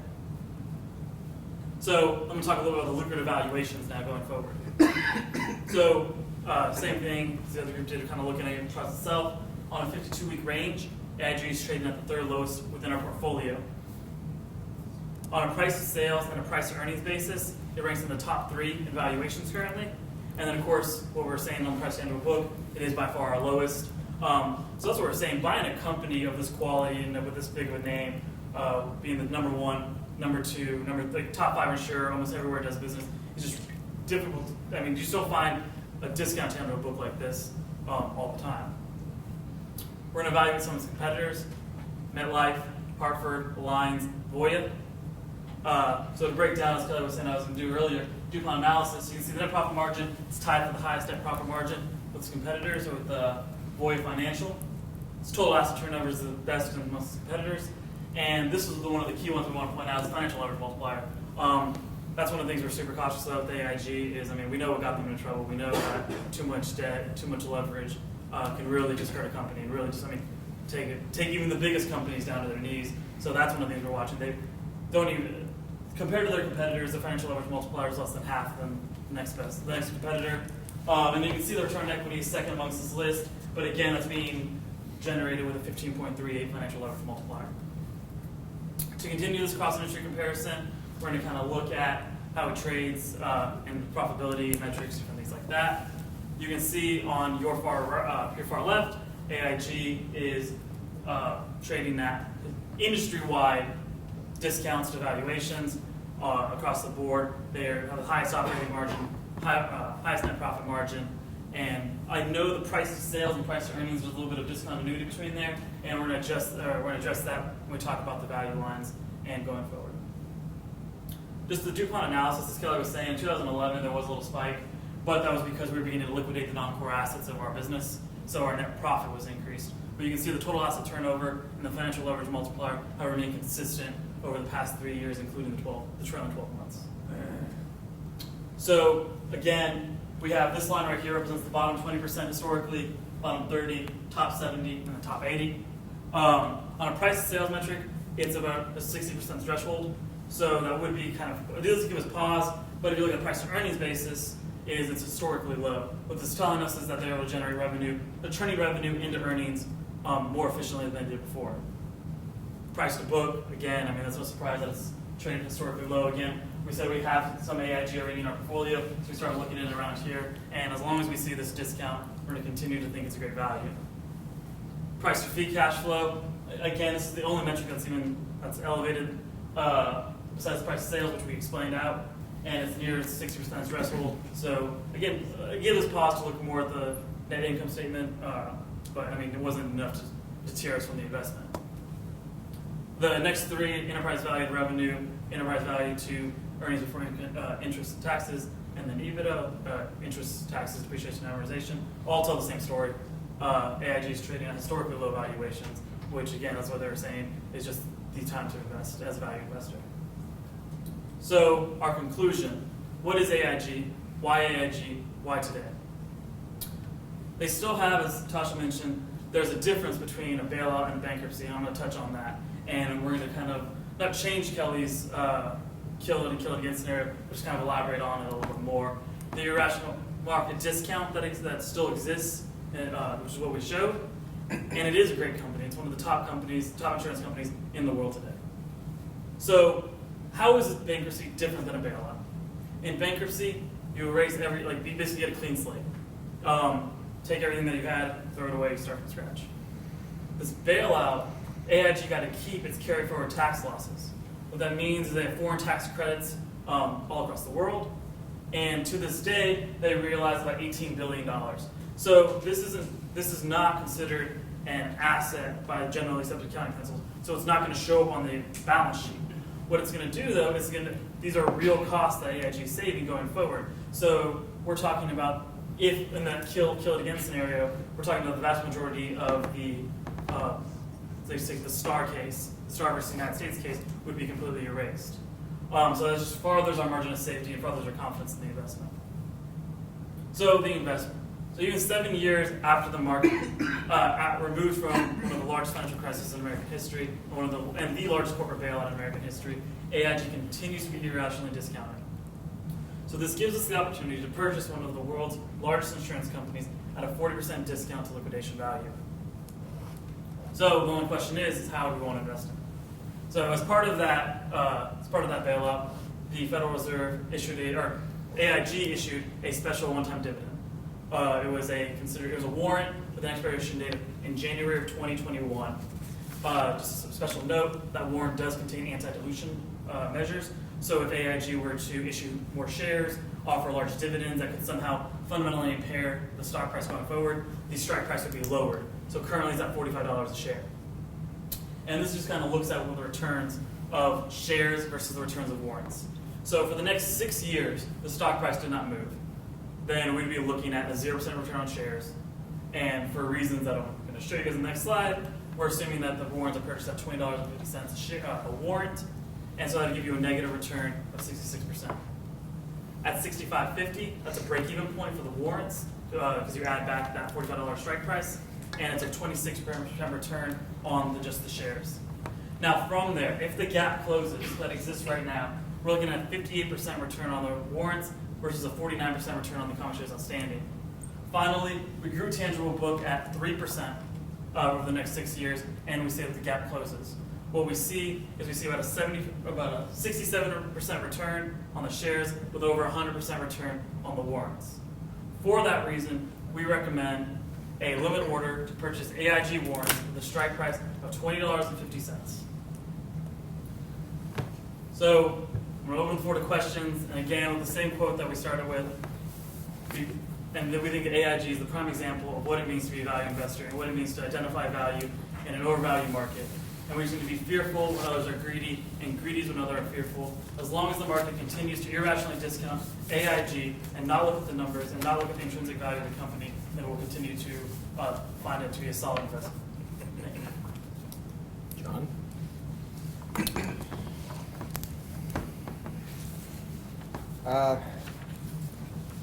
I just wanted to ask a question about your last slide there. Not this one, but the one before it. With showing the warrants and the potential returns. One more.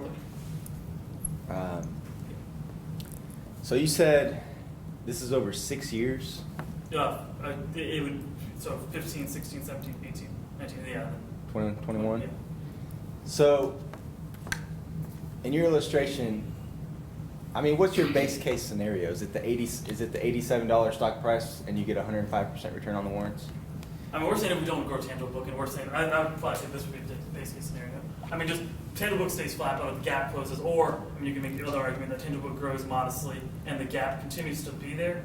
Yeah. But it would be right around, I mean, if it was like an 80% gap and we're trading, the tangible book was at $90 a share, then we'd be looking right around there anyway. So, my question is, if you get 100% return over 6 years, what is that annualized? And does that meet your hurdle rate for an investment? I mean, what do you guys want to make per year in order to invest in something? So, like a Bulldog investment, we don't really have a true hurdle rate. What we're looking at is we're seeing like a larger opportunity. So, I mean, we don't ever say that, hey, you need to be an investment that will make 3% or 7% or anything like that. If I just do the math real quickly, it's 6 years, and we divide that, that's about 12% annualized rate of return. On an annual basis, but I mean, we don't have a set that like, oh, this investment needs to return 4% or 5%, anything like that. But I mean, I'd be happy if this position generated 12% a year. Although that'd be compounding, so I mean, if we just divide it out, we're looking at about a little less than a 19.5% return. Okay, thanks. Jacob. So your investment thesis is based around a discount to tangible book. So kind of walk through what you guys see as some of the catalysts to close that gap. And also in the alternative, what do you see as a potential, I guess, items that could impair that tangible book even further?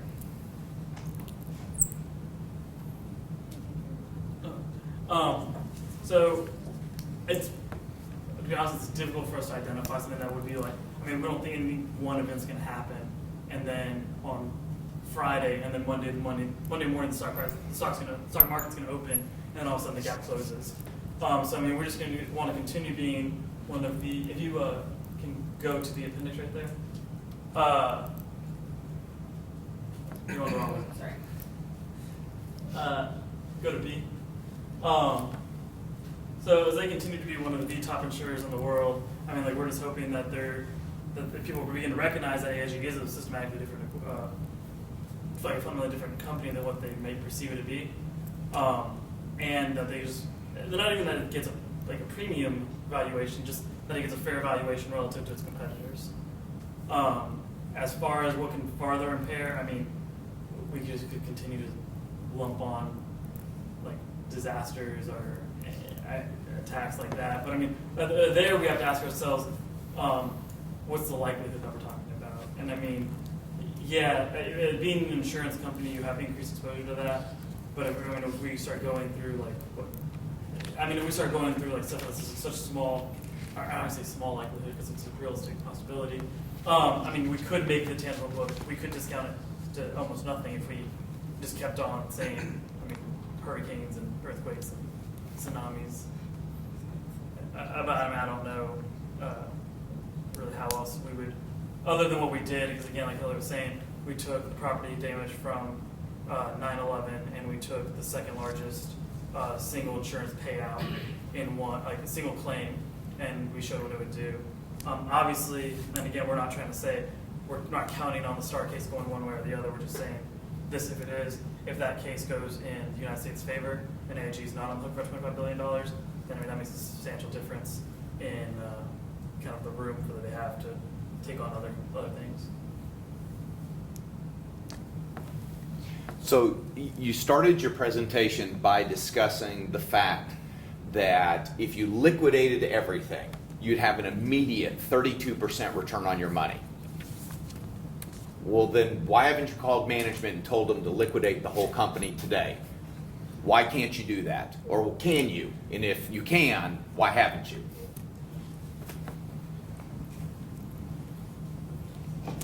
Dave, we're representing this. We want to take 51% ownership of AIG. So go and fund the rest of that. Then we'll go ahead. Business is good, but not that good.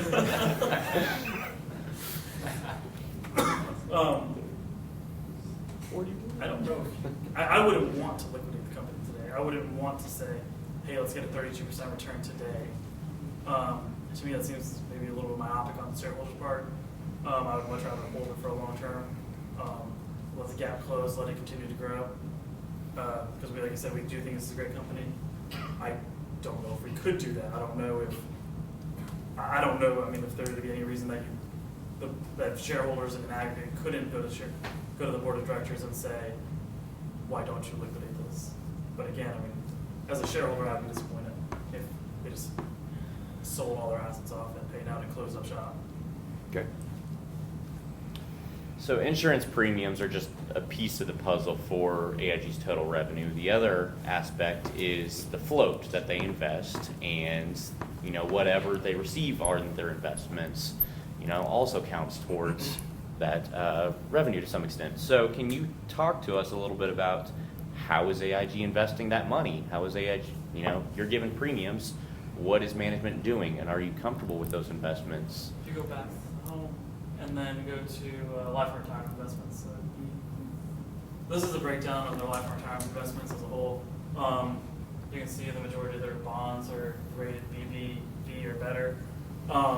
So, I mean, you can see that they have what we perceive to be relatively secure bonds, and then if you go one over, just straight down.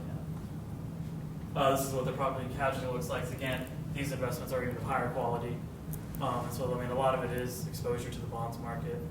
And again, like Kelly was saying, is we're looking for return on assets that are kind of around that. I mean, like, we'd rather be invested in bonds like this and have like a relatively low return than 1 year, look, our return was 15% because they took on maybe more risk or more leverage, and then next year be less certain what the return is going to be. In the strength section, you stated they have effective capital management. Can you tell me a little bit about how you assess that?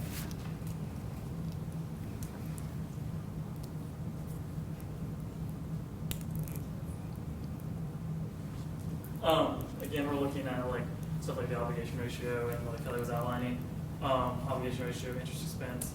So what we're seeing net profit margins that we're pleased with, because they meet a 10% threshold. And at the same time, we're looking at interest expense and obligation ratios that don't overexpose us. So we're seeing that nice kind of balance of returns with what we perceive not to be taking on a lot of risk. So that's kind of what we mean by excellent capital management. That they're not overexposing us, or they're just parking their cash and generating 0% returns. So we kind of see a nice balance of shareholders. Thank you. Kind of jumping on with what Jacob said, and you guys, I think, did a pretty decent job of explaining tangible book value and how that could be affected from some different things like catastrophes and stuff. But what you didn't explain, so you're looking at purchasing these warrants, and you said these warrants have anti-dilutive measures within them so that the warrants holders won't get diluted.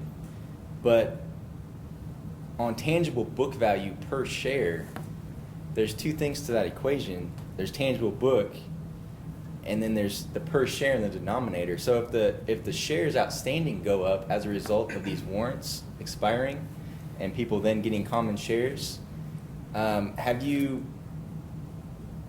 included in your model at all what the dilutive measures of those warrants will be and what the tangible book value will look like because of that per share?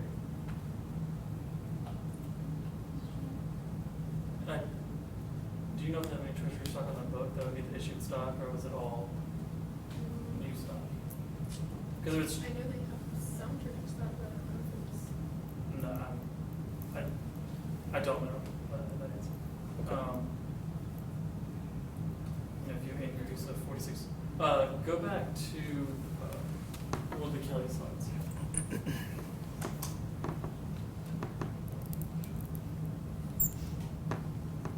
Right there.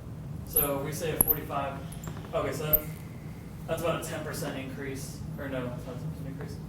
It's a relatively small increase in percentage of shares. Yeah, so that, I don't think that would not have substantial impact on the tangible book per share. Because of 45 million shares, hold on, I think I might just, how many shares was it? Was it 45 million? Because I'm getting to 45. I'm asking you. Yeah, so 45 million shares. So we're talking about, I think, I just quick mental math, that's somewhere between 3% increase in shares outstanding or 2% increase. I think closer to 3% increase in shares outstanding. So that wouldn't have it would have an impact on tangible book value per share, and it would dilute it. But even if we did it on this one, I'm saying it's 3%, which is a little under 3%. We're looking at a break even right there. Okay. Thanks. So you guys discussed the SIFI status that AIG's received with increased oversight and things that come along with that. Don't you think that would negatively impact their ability to raise rates or things of that nature? And how do you model that out as far as looking at their net income going forward or things of that nature?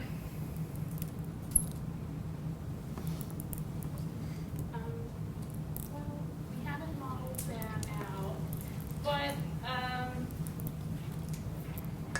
I think that the relationship they built with the U.S. government during the time during the bailout, that they worked together, and the rapport they built with them by paying back their debt in full would give them an advantage that other companies may not have with raising their prices.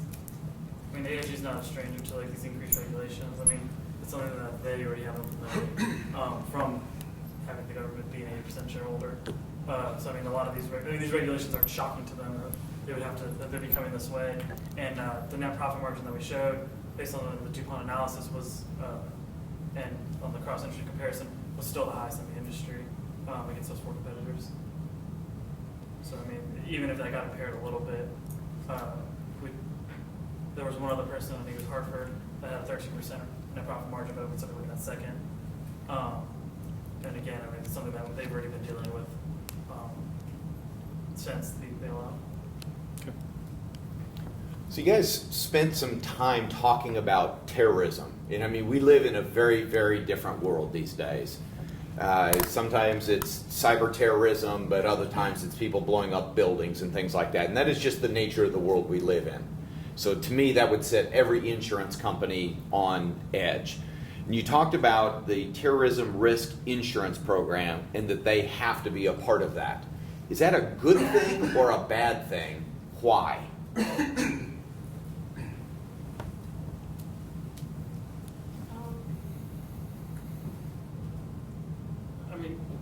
I would give it a nice shades of gray answer, but it could be a little bit of both.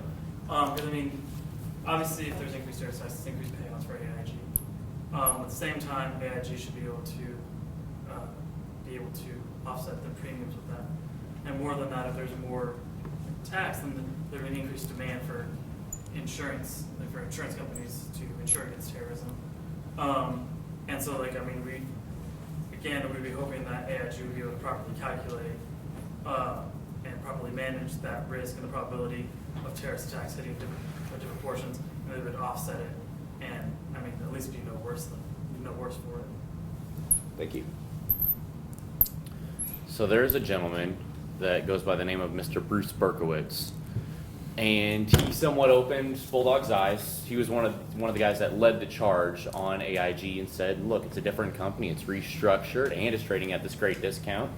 But he and many other hedge fund managers are reducing or selling out of AIG. So with them having the same knowledge of AIG, obviously, why are you proposing for us to be buying where they are reducing or selling? We believe that he's lowered his position just because he's diversifying his portfolio, whereas we are looking for predictable, consistent companies, and we already own AIG, and we want to go for more and diversify. To expand on exactly what Josh was saying, is we're looking for the singlest investment out there. That's what we believe this to be. And we're saying that, yeah, Bruce Berkowitz and other hedge funds are lowering their position, and that's because AIG represented 50% of his portfolio. So when we're talking about Bruce Berkowitz reducing his position, Bruce Berkowitz is not liquidating his position. He still owns 40% of his portfolio is still AIG, or 40+%. Percent of his portfolio is AIG. AIG was loved amongst hedge funds, and it was one of the, I think in 2013, maybe 2014, AIG was it was the company that was owned the most frequently in hedge funds.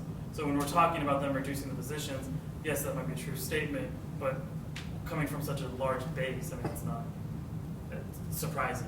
I mean, we would, as good as a company we think AIG is, it would be unusual to have AIG as 50% of your portfolio for ever. Thanks. Andrew? Going back to their participation in the terrorism insurance, and you're thinking that a $1 billion competitor can't come in. Is there a level where you become required to participate in this, under which insurance companies could exist and not have that exposure, which would then make it more reasonable for somebody to come in with $1 billion and become a competitor? I don't know the answer to that, but if you are coming into an insurance company with less than $1 billion, then whether or not you're part of the program or not, I mean, one claim could bankrupt you. So I mean, that still wouldn't. I mean, like one natural disaster claim could just wipe you off from that, because you'd have to pay out way more than you'd have on your books. So I mean, I'm not saying that like that wouldn't be maybe one competitive advantage, but the negatives that would be associated with being an insurance company with total assets of $1 billion, I think would far outweigh any kind of benefit that you get from that one thing. Thank you. Let's give him a round of applause.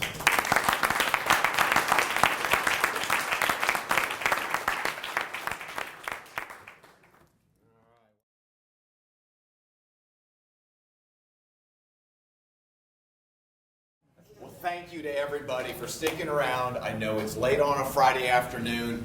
I think you can now have a much better appreciation for the level of detail that these students are really digging into.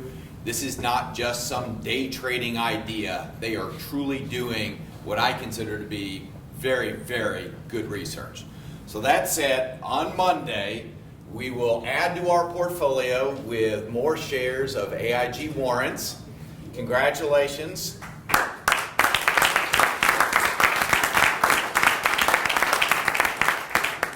Arthur, you and your team have earned $5,500 in scholarships. Ernie, you and your team have earned $3,500 in scholarships. I thank you guys for showing up each and every Friday, letting me abuse you, and coming back for more. That said, have a great weekend. Thank you for the great showing.